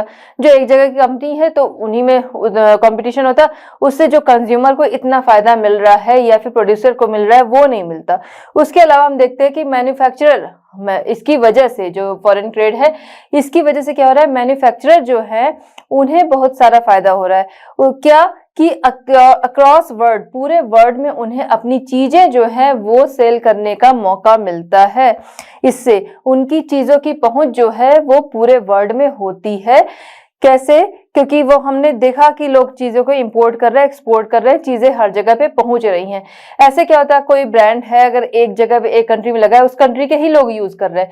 बट ये ग्लोबलाइजेशन जो है, फॉरेन ट्रेड जो है, इससे क्या हो रहा है कि चीजें जो हैं वो अदर कंट्रीज में भी जा रही है, कंपटीशन बढ़ रहा है, कंज्यूमर को भी फायदा हो रहा है, प्रोड्यूसर का वो भी फायदा हो रहा है। प्रोड्यूसर को सबसे बड़ा फायदा हो रहा है, अदर कंट्रीज के साथ वो कम्पीट कर रहा है। हो सकता है कि प्रोड्यूसर जो है उसकी चीजें, मान लीजिए यूएसए की कोई कंपनी है, उसकी चीजें यूएसए में उतनी नहीं चल रही है, बट अदर कंट्री में गई तो वहां उसकी चीजें बहुत ज्यादा चल रही। तो क्या हो रहा कि ऑल ओवर वर्ल्ड उसकी पहुंच है, जिसका उसे फायदा मिलता है कि एक जगह उसकी चीज उतनी ज्यादा लोकप्रिय नहीं है, फेमस नहीं है, या फिर उतनी ज्यादा पसंद नहीं की जा रही, मगर हो सकता है अदर जगहों पे वो चीज बहुत ज्यादा पसंद की जा रही है, उसी चीज की डिमांड है। तो इससे क्या हुआ, मैन्युफैक्चरर जो है उसे अक्रॉस वर्ड उसकी पहुंच जो है वो बन जाती है। अब एग्जाम्पल अगर हम देखें तो एग्जाम्पल के तौर पे हम देखें, मान लीजिए इंडिया में कोई इंडिया की जो कंप्यूटर मार्केट है उसमें कोई बाहर की कंपनी आती है, तो बाहर की कंपनी जो आई तो वो कैसे टिकेगी, उसके प्रोडक्ट्स जो होंगे वो ज्यादा अच्छे होंगे, तो लोगों में उसकी डिमांड बढ़ेगी। अब जो इंडियन कंपनीज हैं उन्हें अगर मार्केट में बने रहना है तो वो क्या करेंगी, कंपटीशन करेंगी, मतलब अपनी जो चीजें हैं उसकी क्वालिटी बढ़ाएंगी, उसके रेट्स भी कम करेंगी।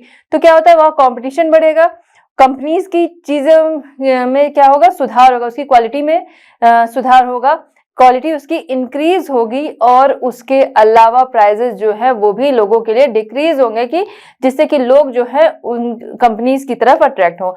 तो अगर मान लीजिए कोई फॉरेन की कंट्री आ गई, इंडियन कंप्यूटर मार्केट में कोई फॉरेन की कंपनी आ गई अपना कंप्यूटर लेके, तो लैपटॉप लेके, तो उसमें क्या होगा, आज के टाइम में लैपटॉप का ज्यादा यूज है, पर ऑफिसेज में देखते हैं तो कंप्यूटर्स भी यूज होते हैं। तो लैपटॉप लेके कोई कंपनी आ गई, तो यहाँ की कंपनी जो है उसके कंप्यूटर्स जो है वो लोग क्यों खरीदेंगे, क्योंकि क्या होगा, अगर उसकी क्वालिटी अच्छी होगी प्लस उसके रेट्स लोगों के लिए सही होंगे तो लोग फिर इंडियन कंपनी की ही तरफ जाएंगे।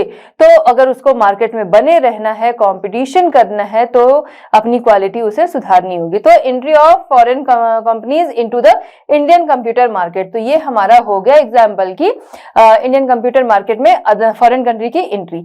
तो इस तरह हमने देख लिया कि फॉरेन ट्रेड जो है, फॉरेन ट्रेड अक्रॉस वर्ल्ड के मार्केट जो है उसमें उसके इंटीग्रेशन में किस तरह से हेल्प करता है, कि उस हेल्प की वजह से क्या हुआ कि प्रोड्यूसर्स जो है उनकी पहुंच अक्रॉस वर्ल्ड पहुंची, लोगों जो कंज्यूमर्स हैं उनके पास भी जो चीजें पहुंच रही हैं, या वो उन कंज्यूमर की भी पहुंच अक्रॉस वर्ल्ड की चीजों तक हो गई, उन्हें प्रॉफिट भी मिल रहा है। तो ये सारी चीजें हम देखते हैं कि ये सारी चीजें उसके इंटीग्रेशन में किस तरह से हेल्प करती हैं फॉरेन ट्रेड की वजह से।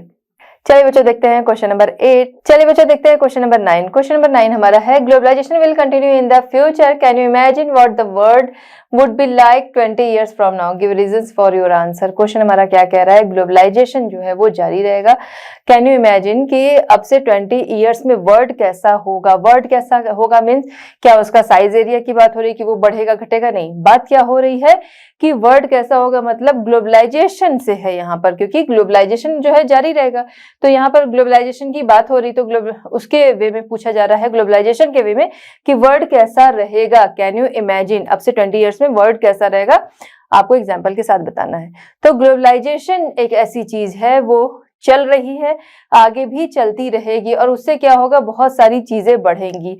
कौन सी चीजें बढ़ेंगी, कॉम्पिटिशन बढ़ेंगे, ठीक है, competition between companies will increase, companies के बीच में क्या होगा, कंपटीशन बढ़ेगा। क्यों, क्योंकि मान लीजिए एक ही प्रोडक्ट को बनाने वाली बहुत सारी कंपनीज हैं, तो सभी को क्या है, मार्केट में बने रहना है, सभी को तो प्रॉफिट चाहिए, प्रॉफिट पाने के लिए तो कंपनीज शुरू की गई है, तो सबको प्रॉफिट चाहिए, सबको क्या होगा, मार्केट में बने रहना है। मार्केट में बने रहने के लिए क्या होगा, कंपटीशन बढ़ेगा, ठीक, सबसे पहली चीज। अब कंपटीशन बढ़ेगा तो क्या होगा, कंपटीशन बढ़ने की वजह से प्रोडक्शन भी बढ़ेगा, प्लस क्या होगा कि क्वालिटी भी सुधरेगी, क्वालिटी भी इंक्रीज होगी चीजों की। क्यों, क्योंकि मार्केट में बने रहना। देखिए इसी के साथ साथ हमारा रीजन भी चलता जा रहा है, मार्केट में बने रहना है, तो इसलिए क्या होगा, क्वालिटी को इम्प्रूव करना होगा। क्यों, क्योंकि बहुत सारे ब्रांड्स आ जाएंगे, लोग किसे लेंगे, जिसकी की क्वालिटी जो होगी वो ज्यादा अच्छी होगी, साथ ही साथ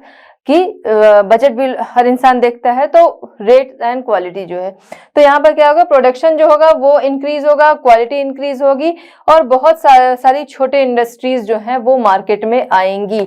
अब बहुत सारी छोटी इंडस्ट्रीज मार्केट में आएंगी, ये भी आगे बढ़ेंगी, ऐसा नहीं जो पुरानी कंपनीज चल रही वही रहेंगी, ये भी आगे बढ़ेंगी। क्यों, क्योंकि ये जो नई छोटी इंडस्ट्रीज आएंगी वो क्या करेंगी, चीजों को सर्च करके आएंगी कि कौन सी चीजें हैं जिनकी डिमांड किस रूप में कैसे ज्यादा है, तो इस तरीके से वो कंपनीज जो हैं वो मार्केट में आएंगी। साथ ही साथ जो छोटी इंडस्ट्रीज हैं, गवर्नमेंट भी इनका साथ देगी, जिससे कि क्या होगा, इससे क्या होगा, कंपनी का भी प्रॉफिट होगा, उसके अलावा गवर्नमेंट का भी प्रॉफिट होगा और कंट्री का भी प्रॉफिट होगा। क्यों? क्योंकि हमारी कंट्री से अक्रॉस वर्ल्ड तरह तरह की चीजें जो हैं वो पहुंचेंगी, अदर कंट्रीज के साथ compete करेंगी।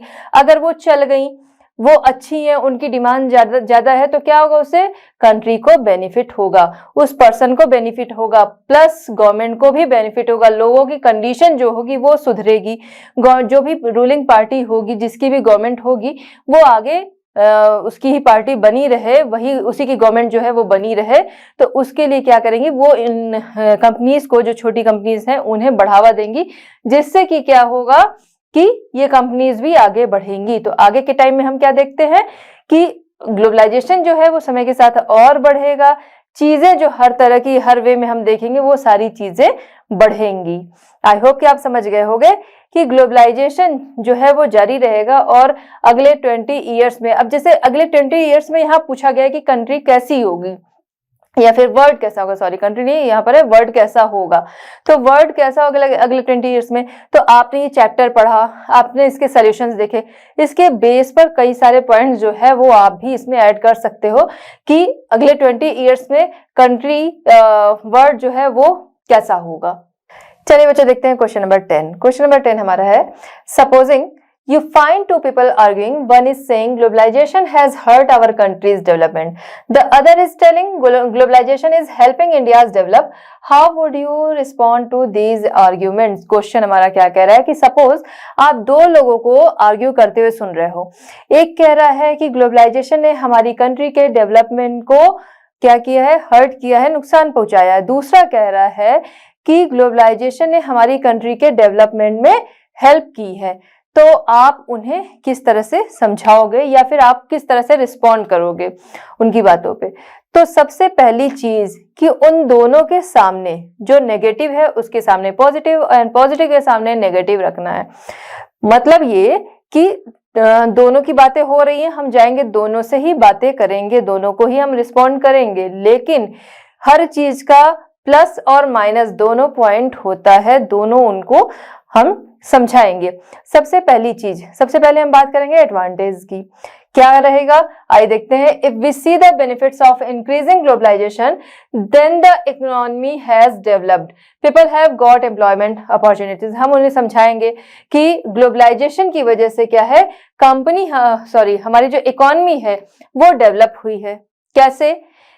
केवल अगर अंदर ही अंदर हम बिजनेस करते, मीन्स कंट्री के अंदर ही अंदर अगर बिजनेस करते या फिर चीजें जो है वो सेल परचेज की जाती तो उतना प्रॉफिट नहीं होता। ग्लोबलाइजेशन की वजह से हमारी पहुंच जो है वो अदर कंट्रीज में बढ़ी, जिसका कि प्रॉफिट हमारी इकोनॉमी को हुआ। साथ ही साथ बहुत सारे रोजगार बढ़े, बहुत सारे एम्प्लॉयमेंट बढ़े।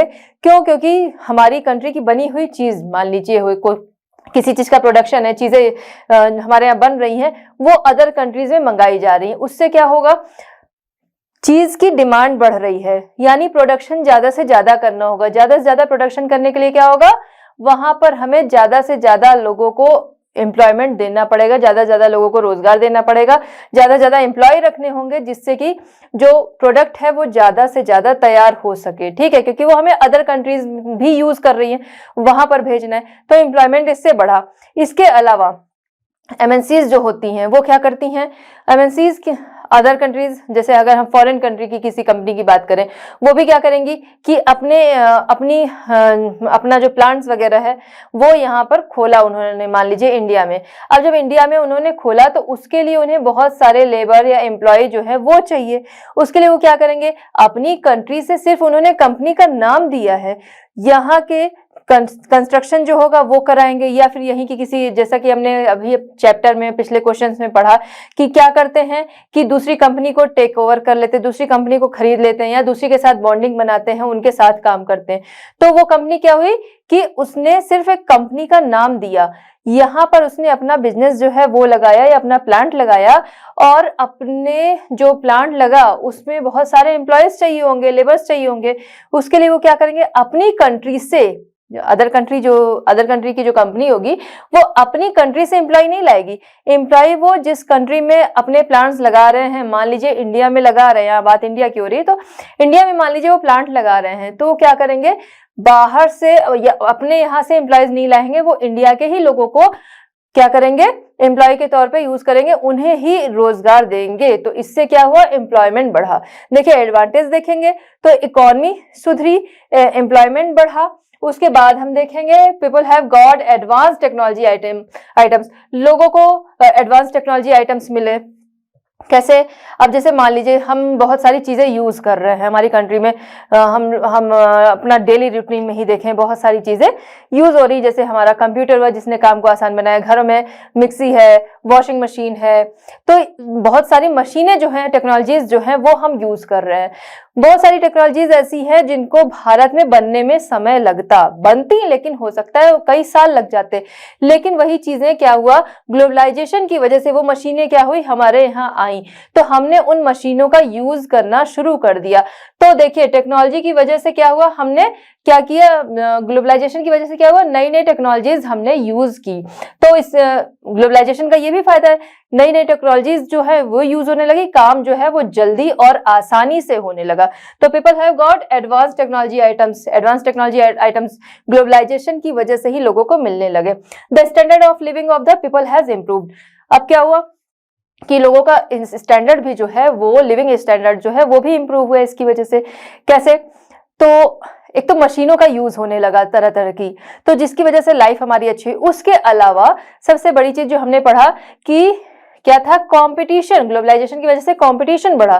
कंपटीशन बढ़ने से क्या हुआ, प्रोडक्शन बढ़ा और चीजों की क्वालिटी जो है वो भी सुधरी, और उसके अलावा चीजों के रेट जो है वो कम हुए, क्योंकि कंपटीशन में बने रहना है, तो उसके लिए अपनी क्वालिटी सुधारनी होगी, साथ ही साथ अपने रेट घटाने होंगे, जिसके लिए लोग जो है उन चीजों को ज्यादा से ज्यादा खरीदें। तो ग्लोबलाइजेशन की वजह से ही ये चीजें जो है वो पॉसिबल हुई, या फिर उसी की वजह से हुई कि लोगों का लिविंग स्टैंडर्ड जो है वो भी सुधरा, तरह तरह की टेक्नोलॉजीज का यूज करके, और साथ ही साथ उनके सामने बहुत सारे ऑप्शंस आ गए कि चीजों को वो सही क्वालिटी का खरीदे, अच्छी क्वालिटी का खरीदे और सही रेट पे खरीदे, अपनी जेब का, अपनी पॉकेट का ख्याल रखते हुए।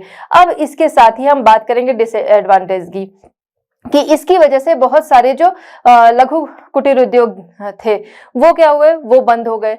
क्यों, क्योंकि अगर जैसे इंडिया में कोई भी चीज बन रही है तो उस चीज को बनाने वाले जो लोग हैं या जो भी उसके प्रोड्यूसर्स हैं वो हैं, उसके अलावा बहुत सारे जो छोटे छोटे उद्योग, जो छोटे छोटे इंडस्ट्रियल्स होते हैं वो क्या करते, वो भी इन चीजों को बनाते, जो लघु कुटीर उद्योग जो हम कहते हैं, स्मॉल ट्रेडर्स जो होते, तो वो इन चीजों को बनाते। अब क्या होता, कंपटीशन फिर सिर्फ इन्हीं दो के बीच में होता, जो यहाँ के बड़े ट्रेडर्स होते हैं और छोटे ट्रेडर्स।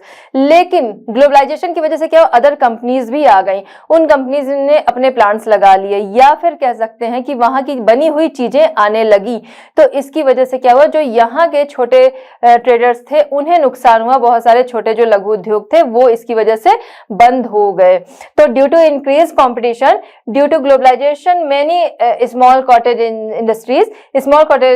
इंडस्ट्रीज जो थी वो क्या हो गई, इंडिया में डिस्ट्रॉयड हो गई। फिर increase flexibility in labour laws, काम जो है वो बढ़ा। यहाँ पर क्या है, लेबर लॉज में फ्लेक्सिबिलिटी जो है वो काफी ज्यादा, नियम तो बने हैं बट नियम का पालन नहीं हो रहा है। कंपनीज तरह तरह की आ रही है, प्रोडक्शन बढ़ाने हैं, तो उसकी वजह से लेबर लॉज जो है उसमें फ्लेक्सिबिलिटी जो है वो ज्यादा से ज्यादा आने लगी। Its benefits are not the same for everyone, इसके जो बेनिफिट्स हैं वो सभी के लिए बराबर नहीं है। देखिए ये भी एक बड़ी चीज है कि उससे फायदा तो मिला लेकिन वो सबके लिए बराबर नहीं है। जैसे कि कंपटीशन बढ़ा, चीजों की क्वालिटी में सुधार हुआ, ठीक है, उसके रेट जो हैं वो कम हुए, तो इन सारी चीजों की तक किसकी पहुंच हुई, जो वेल्दी पीपल हैं, जो यहाँ के रिच पीपल हैं उनकी पहुंच बढ़ी। या फिर फायदे जो हुए वो हम कह सकते हैं जो रिच लोग हैं उनको ज्यादा फायदे मिले, न कि जो पुअर लोग हैं, तो उनकी कंडीशन बल्कि और ज्यादा बिगड़ने लगी। जो रिच हैं तो वो क्या हुआ, कंपटीशन बढ़ा, उनकी क्वालिटीज वगैरह बढ़ी। अब जो हम देख रहे हैं पुअर हैं, उनका छोटे छोटे उनके जो उद्योग हैं वो उनके छोटे छोटे खुद ही हैं उद्योग उनके, और यहाँ पर क्या हो रहा है कि बड़ी कंपनीज जो है, अदर कंपनीज आ रही हैं, यहाँ की बड़ी कंपनीज है वो तो इसमें आगे बढ़ जा रही है, लेकिन जो छोटे उद्योग वाले हैं उनको नुकसान हो रहा है। तो यहाँ पर हम देखते हैं बेनिफिट्स जो है, ग्लोबलाइजेशन के बेनिफिट्स तो बहुत है, लेकिन वो सबके लिए बराबर नहीं है। अब हम देखेंगे कि इसमें सुधार के लिए क्या किया जा सकता है। हमने उसके एडवांटेज देख लिए, डिसएडवांटेज देख लिए, उसके सुधार के लिए क्या किया जा सकता है। तो इसके लिए क्या है, गवर्नमेंट को करना चाहिए। वैसे गवर्नमेंट ये चीजें कर भी रही है, चीजों पे ध्यान दे रही है, क्योंकि सबका इसमें क्या है, सभी का डेवलपमेंट होना चाहिए। तो इसमें यहाँ पर है ना कि आपको किस तरह से रिस्पॉन्ड करना है। तो एडवांटेज डिसएडवांटेज बताने के साथ ही साथ ये भी चीज है कि इसमें बहुत सारे सुधार किए जा रहे हैं और करने चाहिए, कि जैसे जो हमारे स्मॉल इंडस्ट्रीज वाले लोग हैं, जो हमारे कॉटेज इंडस्ट्रीज वाले लोग हैं, तो इन्हें क्या करना चाहिए, इन्हें कम इंटरेस्ट पर लोन देना चाहिए, इन्हें बिजली जो है, इलेक्ट्रिसिटी जो है वो कम रेट पर दिया जाना चाहिए, जिससे कि इनका काम जो है वो आसानी से आगे बढ़ सके। जब ये आसानी से आगे बढ़ सकेगा तो उस कंपटीशन में ये भी शामिल हो सकेंगे। उसके साथ ही साथ जो डेवलप्ड कंट्रीज हैं, तो डेवलप कंट्रीज जो हैं वो बहुत सारे बैरियर्स लगा के रखी हैं। उन्होंने अब जो डेवलपिंग कंट्रीज हैं उनसे तो बोल रखा है कि ट्रेड बैरियर्स ना लगाए जाए, बट उनके ट्रेड बैरियर्स लगे हुए हैं। तो डिमांड करनी चाहिए कि ट्रेड बैरियर्स वो हटाएं, ताकि जो यहाँ की स्मॉल इंडस्ट्रीज हैं वो भी आगे बढ़ सके। तो इस तरह उन दोनों को समझाया जा सकता है, उनका जो आर्ग्यू है उसमें इस तरह से समझाया जा सकता है कि उसके एडवांटेज क्या है, डिसएडवांटेज क्या है, क्या सुधार किए जा सकते हैं। क्योंकि ग्लोबलाइजेशन जो है वो एक अच्छा प्रोसेस है, तो उस प्रोसेस को क्या करना होगा, बढ़ाना होगा। ठीक है, तो आई होप कि आप समझ गए होंगे, ये आंसर जो है वो आपको आ गया होगा।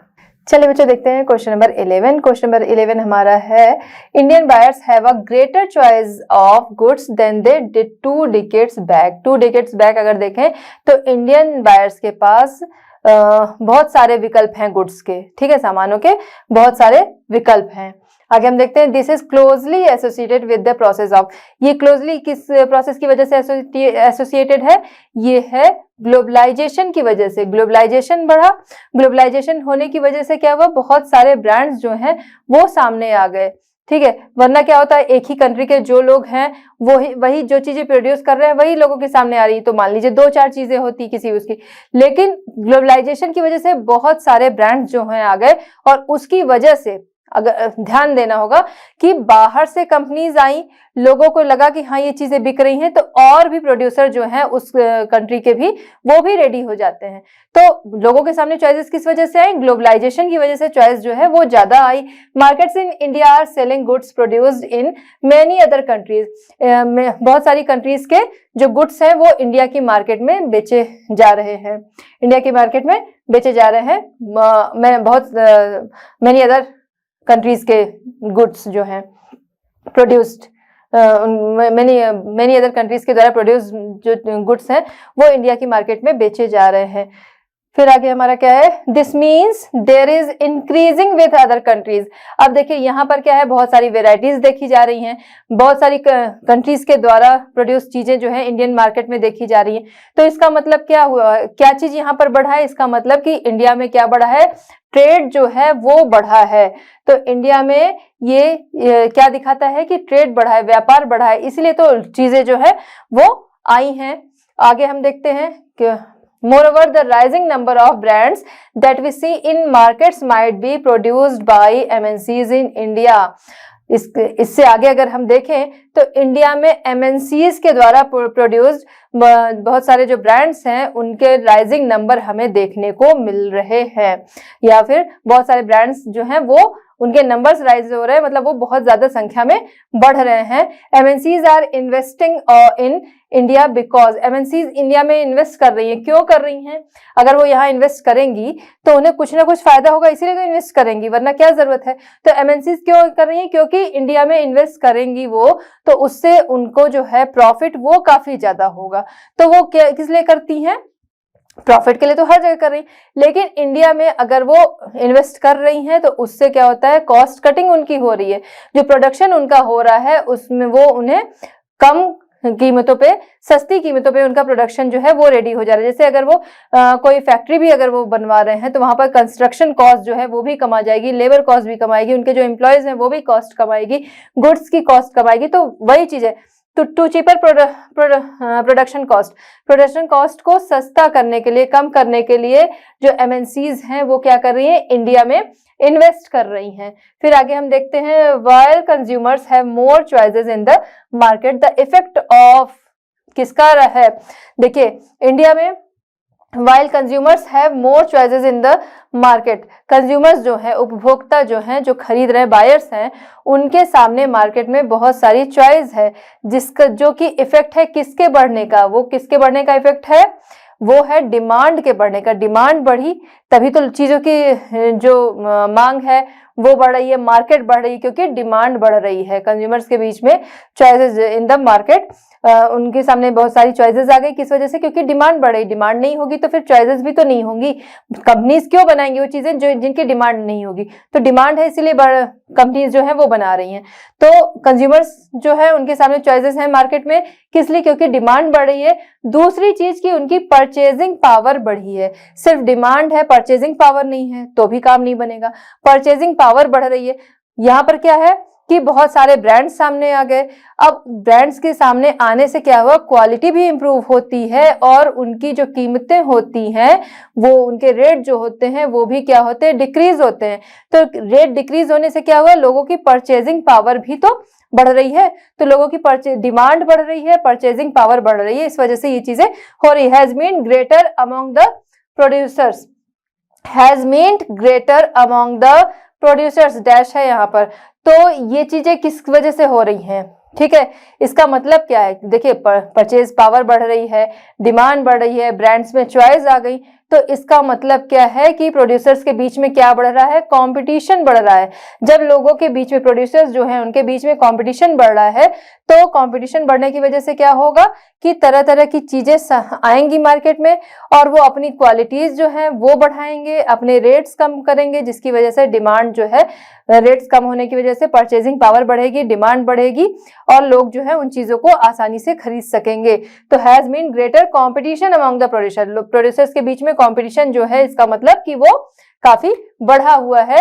और ये चीजें किसके तहत है, ग्लोबलाइजेशन के तहत। ग्लोबलाइजेशन हुआ, डिफरेंट जो कंट्रीज हैं, जो एमएनसीज हैं, उन्हें क्या हुआ, दूसरी जगह इन्वेस्ट करने का मौका मिला, वो उन्होंने इन्वेस्ट किया और बहुत सारे ब्रांड्स जो हैं वो कंट्री में आ गए। अगर हम इंडिया की बात लें तो इंडिया में ही बहुत सारे ब्रांड्स आ गए। अब लोगों के सामने क्या हुआ, ऑप्शन बहुत सारे आ गए। अब जब ब्रांड्स आ गए, ऑप्शंस लोगों के सामने बहुत सारे हैं, अब कंपनीज में क्या हुआ, कंपटीशन बढ़ा। क्यों, क्योंकि सारी चीजों ने एक ही, बहुत सारी कंपनीज ने क्या किया, एक ही चीज बनाई, बस ब्रांड अलग अलग हैं। अब लोग किस चीज को लेंगे, तो उसके लिए लोगों ने क्या किया, अपनी क्वालिटी इंप्रूव की और अपने रेट जो थे वो कम कर दिए। तो इससे जो कंज्यूमर है उन्हें फायदा हुआ और उनकी लाइफ स्टाइल इससे क्या होती है, लाइफ स्टाइल का स्टेटस जो है, उनकी सिचुएशन जो है वो इससे सुधरती है, ठीक है। तो आई होप कि आपको समझ में आ गया होगा ये फिल इन द ब्लैंक्स जो है वो कैसे कंप्लीट करना है। चलिए बच्चों देखते हैं क्वेश्चन नंबर 12। क्वेश्चन नंबर 12 हमारा है, मैच द फॉलोइंग, मैच कराना है किससे किसे, आइए देखते हैं। इसमें फर्स्ट हमारा है, MNCs buy at cheap rates from small producers. One side पे हम लोग क्या करेंगे, पहले दोनों साइड को हम पढ़ेंगे, जिससे क्या होगा, किससे किसका कनेक्शन है, कुछ चीजें हमारे माइंड में आ जाएंगी, जो नहीं आएंगी उसको हम डिस्कस आगे कर ही रहे हैं। चलिए आइए देखते हैं। इसमें फर्स्ट हमारा MNCs buy at cheap rates from small producers. Second है, quotas and taxes on imports are used to regulate trade. Third, Indian companies who have invested abroad. Fourth हमारा है, IT has helped in spreading of production of services. Fifth हमारा है, several MNCs have invested in setting up factories in India for production. Next हमारा क्या है, other side पे, automobiles, garments, footwear, sports item, call centres, Tata Motors, Infosys, in Ranbaxy and trade barriers. अब हम देखेंगे किससे किसका मैच है, कुछ का कनेक्शन तो हमें समझ में आ गया होगा। आगे देखते हैं, MNCs buy at cheap rates from small products. MNCs क्या करती है, स्मॉल प्रोडक्ट्स प्रोड्यूसर्स जो होते हैं वो उनसे क्या करती है, चीप रेट पर चीजें खरीदती हैं। तो इसे हम किससे मैच कराएंगे, यहाँ पर अगर हम देखें तो गारमेंट्स, आपने चैप्टर में देखा होगा, तो गारमेंट्स, फुटवेयर, स्पोर्ट्स आइटम्स, ये सारी चीजें क्या करती है एमएनसीज, चीप रेट पर लोगों से खरीदती हैं और उस पे आगे क्या करती हैं, अपना टैग लगा देती हैं। अब क्या हो गया, वो चीजें जो स्मॉल प्रोड्यूसर्स हैं उनसे उन्होंने खरीदा, अगर वही चीज हम उन स्मॉल प्रोड्यूसर से खरीदते हैं तो उनकी कोई वैल्यू नहीं होती, उस पर टैग लग गया बस इन कंपनीज का। वो टैग लगने के बाद इन कंपनीज की इन चीजों की वैल्यू जो है वो काफी बढ़ गई और उसके बाद ये क्या करती हैं, प्राइस अच्छा खासा उस पर बढ़ा के और फिर सेल करती हैं मार्केट में। तो यहाँ पर एमएनसीज क्या करती हैं, सस्ती चीजें जो स्मॉल प्रोड्यूसर्स होते थे उनसे सस्ते रेट पे, कम रेट पर चीजों को लेती हैं और उसके बाद उसे आगे अपना टैग लगाकर ब्रांडेड बना के और ऊंची कीमतों पर बेचती हैं। यहाँ पर हमने क्या देखा, चीज वही है, वही अगर हम स्मॉल जो प्रोड्यूसर्स हैं डायरेक्ट हम उनसे खरीदेंगे लेकिन उन चीजों की कोई वैल्यू, जबकि वो चीज हमें कम रेट पे मिलेंगी लेकिन उन चीजों की कोई वैल्यू नहीं होगी और वही चीज में बस एक टैग लग गया, टैग लग जाने की वजह से उस चीज की वैल्यू जो है वो काफी बढ़ गई। ठीक है, तो इसका फिलहाल मैच जो है हमारा, गारमेंट्स, फुटवेयर, स्पोर्ट्स आइटम्स, इस तरीके की चीजें वो खरीदती है और उनपे टैग्स वगैरह अपना लगा देती हैं जिससे वो चीजें ब्रांडेड बन के हमारे सामने आती हैं। सेकेंड हमारा है quotas and taxes on imports are used to regulate trade. Imports पर कोटाज एंड टैक्सेस जो है वो यूज किया जाता है रेगुलेट ट्रेड के लिए, ट्रेड के कह सकते हैं नियमन के लिए। तो ट्रेड को रेगुलेट करने के लिए कोटाज एंड टैक्स, इंपोर्ट पर कोटाज एंड टैक्सेस को लगाया जाता है। तो ये क्या काम करते हैं, ये काम करते हैं टैक्स बैरियर्स का। कैसे टैक्स बैरियर्स का काम करते हैं ये, तो टैक्स बैरियर्स के बारे में भी पहले भी हमने पढ़ा। टैक्स बैरियर्स अगर कोई गवर्नमेंट लगा देती है अपने यहाँ, ठीक है, टैक्स बैरियर्स अगर लगा है किसी चीज पे, तो अगर उस चीज को इंपोर्ट किया जा रहा है तो उस पे क्या है, टैक्स बहुत ज्यादा है। तो अगर उसे इंपोर्ट कर रहा है, इंपोर्ट करने वाला क्या करेगा, उसके लिए टैक्स ज्यादा पे करेगा, तो वहां पर उसे क्या होगा, प्रॉफिट जो है वो कम होगा। तो इसी तरीके से कह सकते हैं कि जो चीजें अगर गवर्नमेंट चाहे कि वो उसकी कंट्री में चीजें ना आए तो उस पर वो क्या करे, टैक्स बैरियर्स लगा दे। टैक्स बैरियर्स लगा देगी तो वो चीजें क्या होंगी, अपने आप उनकी डिमांड जो है वो कम हो जाएगी। क्यों? क्योंकि वो चीजों पे बहुत ज्यादा टैक्स पर देना पड़ेगा। जब टैक्स दिया जाएगा, जो उसे सेल करेगा वो उसमें अपना भी कुछ प्रॉफिट जोड़ेगा। तो पहले तो जो चीज की वैल्यू है वो प्लस टैक्स, और वो टैक्स बढ़ा हुआ टैक्स रहेगा जो काफी ज्यादा रहेगा, और उस पे फिर आगे प्रॉफिट, तो चीज क्या आएगी, मार्केट में आएगी, बहुत ज्यादा नहीं चल पाएगी। तो अगर कोई भी कंट्री किसी कंट्री का इंपोर्ट अपने यहाँ रोकना चाहती है तो इस तरीके से रोक सकती है, क्योंकि वो टैक्स बैरियर्स का जो काम है वो क्या करेगा, चीजों को आने से भी रोकेगा। क्यों? क्योंकि वो चीजें महंगी होंगी तो लोगों का इंटरेस्ट जो होगा उन चीजों में नहीं होगा।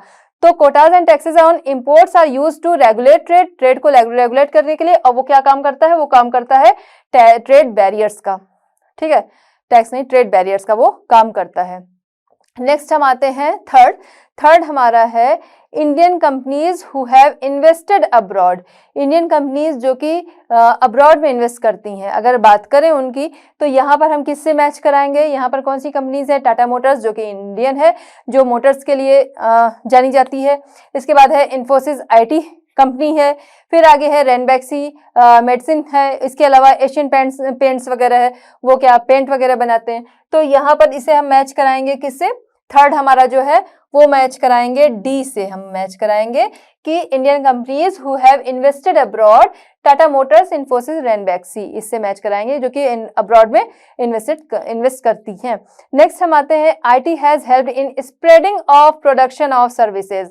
आईटी प्रोडक्शन ऑफ सर्विसेज को स्प्रेड करता है किसके जरिए, या फिर आईटी जो है वो सर्विसेज का प्रोडक्शन जो है वो स्प्रेड करने में हेल्प करता है। कैसे करता है, वो करता है कॉल सेंटर, कोई भी चीज है तो कॉल सेंटर, आईटी जो कॉल सेंटर होते हैं वहां से लोग अपनी कोई भी चीज है, कोई भी उनकी प्रॉब्लम है, किसी चीज का सोल्यूशन चाहिए तो वो वहां पर कॉल करते हैं कॉल सेंटर पे और उनका सोल्यूशन उन्हें मिल जाता है। तो आईटी कंपनीज क्या करती हैं कि किस तरह से हेल्प करती हैं, कॉल सेंटर के जरिए। तो ये जो फोर्थ है इसे हम मैच कराएंगे किससे, सी से। फोर्थ का मैच यहाँ पर सी से है।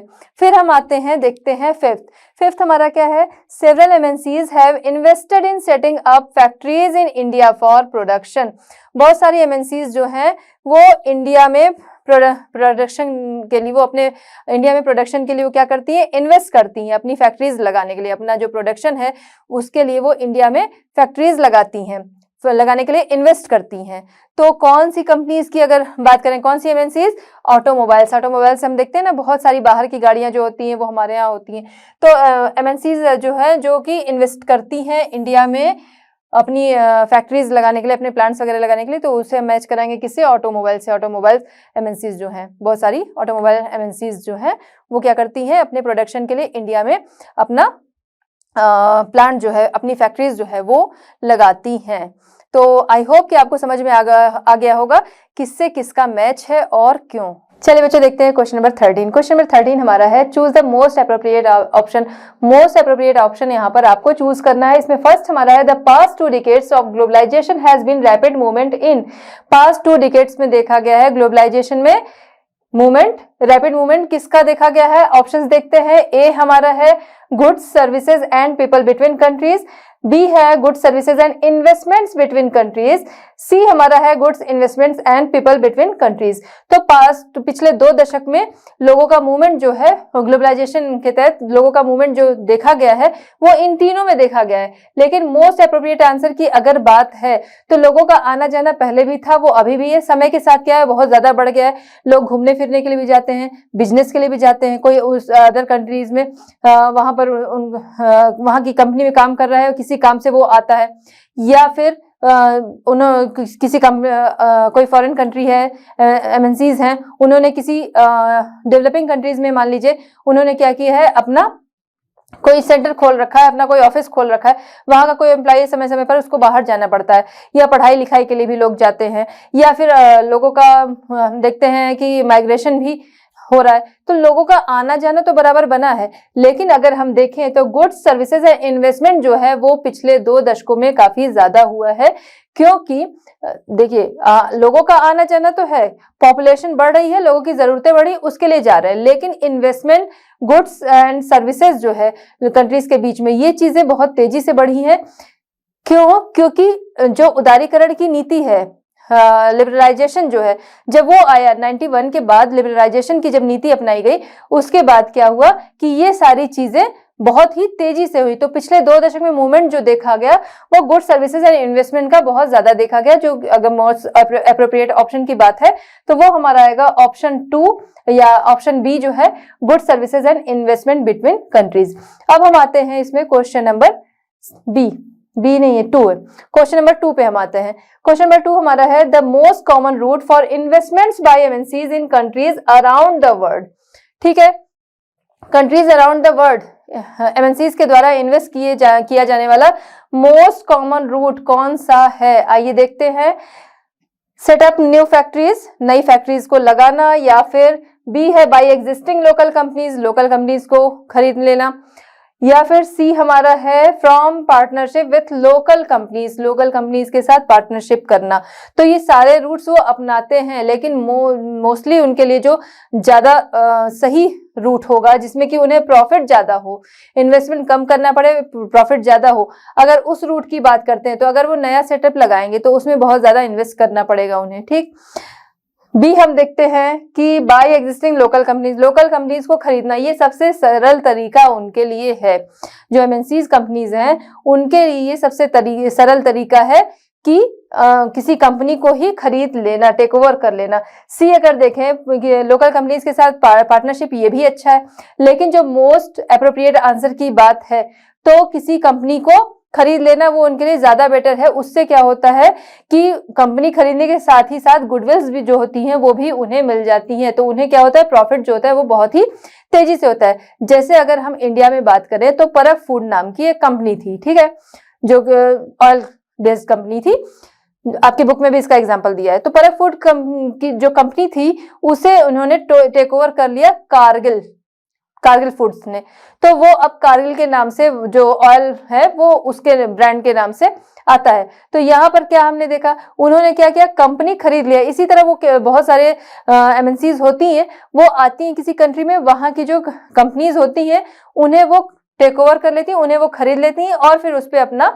आगे इन्वेस्ट करके आगे उन चीजों को चलाती हैं और ज्यादा से ज्यादा प्रॉफिट पाती हैं। तो मोस्ट कॉमन रूट उनके लिए क्या होता है? मोस्ट कॉमन रूट होता है option B, buy existing local companies. तो लोकल कंपनीज को वो खरीदती हैं, फिर आगे उस पर बिजनेस अपना करती हैं। फिर हमारा है थर्ड हमारा है globalisation has led to improvement in living conditions. ठीक है, ग्लोबलाइजेशन से किसके लिविंग कंडीशन में इंप्रूवमेंट हुआ है? अगर हम देखें, ए हमारा है ऑफ ऑल द पीपल, तो क्या हुआ है? नहीं हुआ है। फिर हम ऑप्शन बी देखते हैं, of people in the developed countries का हुआ है। अगर बात करें तो ग्लोबलाइजेशन से फायदा जो हुआ है डेवलप्ड कंट्रीज को हुआ है। सी अगर हम देखेंगे तो of workers in the developing countries, तो डेवलपिंग कंट्रीज के वर्कर्स को हुआ है। ठीक है, अब हम आते हैं डी पर, देखेंगे नन ऑफ द अबव। तो जो राइट आंसर होगा, देखिए ग्लोबलाइजेशन से फायदा मिला है या फिर ग्लोबलाइजेशन से कंडीशन इंप्रूव हुई है, जो डेवलप्ड कंट्रीज हैं उनकी भी, जो डेवलपिंग कंट्रीज के वर्कर्स हैं उनकी भी, लेकिन वो सबके लिए बराबर नहीं है। हमने पहले भी इस पे डिस्कस किया कि ग्लोबलाइजेशन से जो फायदा हुआ है सभी के लिए एक बराबर नहीं है, चाहे वो डेवलप्ड कंट्रीज में होंगे और चाहे वो डेवलपिंग कंट्रीज में भी होंगे। तो ऐसा नहीं कि सभी को वहां पर फायदा हुआ है। जो वहां के वर्कर्स हैं, यहाँ पर क्या है, वर्कर्स इन द, अगर हम बात करें कि डेवलप कंट्रीज में भी सभी को नहीं हुआ है, यहाँ आते हैं workers in the developing countries, तो डेवलपिंग कंट्रीज के वर्कर्स को फायदा नहीं हुआ ये भी नहीं कर सकते, वहां के वर्कर्स को फायदा हुआ है ये भी नहीं कर सकते, क्योंकि सारे लोगों के साथ नहीं है। यहाँ पर क्या है कि जो अर्बन एरियाज से जुड़े हुए हैं कह सकते हैं, या फिर जो वेल्दी पीपल है, जो कि जिनकी हम देखते हैं लाइफ स्टाइल वगैरह अच्छी है, तो उनको फायदा हुआ है ना। यहाँ पर ऐसा नहीं कि सभी को गया, सभी वर्कर्स को हो गया, ऐसा भी नहीं, डेवलप्ड कंट्रीज में भी सभी को हो गया, ऐसा भी नहीं, किसी को भी नहीं हुआ, ऐसा भी नहीं। तो जो राइट आंसर हमारा होगा D, none of the above, क्योंकि जो वेल्दी पीपल हैं उनको, जो कि रिच हैं उनको, जो बड़े बिजनेसमैन हैं उनको, उन लोगों को उससे फायदा हुआ है, सभी को नहीं हुआ। तो राइट आंसर हमारा जो होगा, ग्लोबलाइजेशन से इंप्रूवमेंट हुआ है लिविंग कंडीशन में, वो किसका, नन ऑफ द अबव हम इसमें लिखेंगे, क्योंकि सही आंसर हमको यहाँ पर किसी में भी नहीं मिल रहा है। तो आई होप कि आप समझ गए होंगे कि कौन सा इसमें से करेक्ट आंसर है और क्यों है। तो बच्चों हमारा ये चैप्टर होता है कंप्लीट। आई होप कि आपने इसे एंजॉय किया होगा, क्योंकि बहुत ही इंटरेस्टिंग चैप्टर था। एंजॉय भी किया होगा, आपको समझ में भी आया होगा। मिलते हैं next chapter and next solution के साथ at learn hub. Learn hub free है पर बेस्ट है।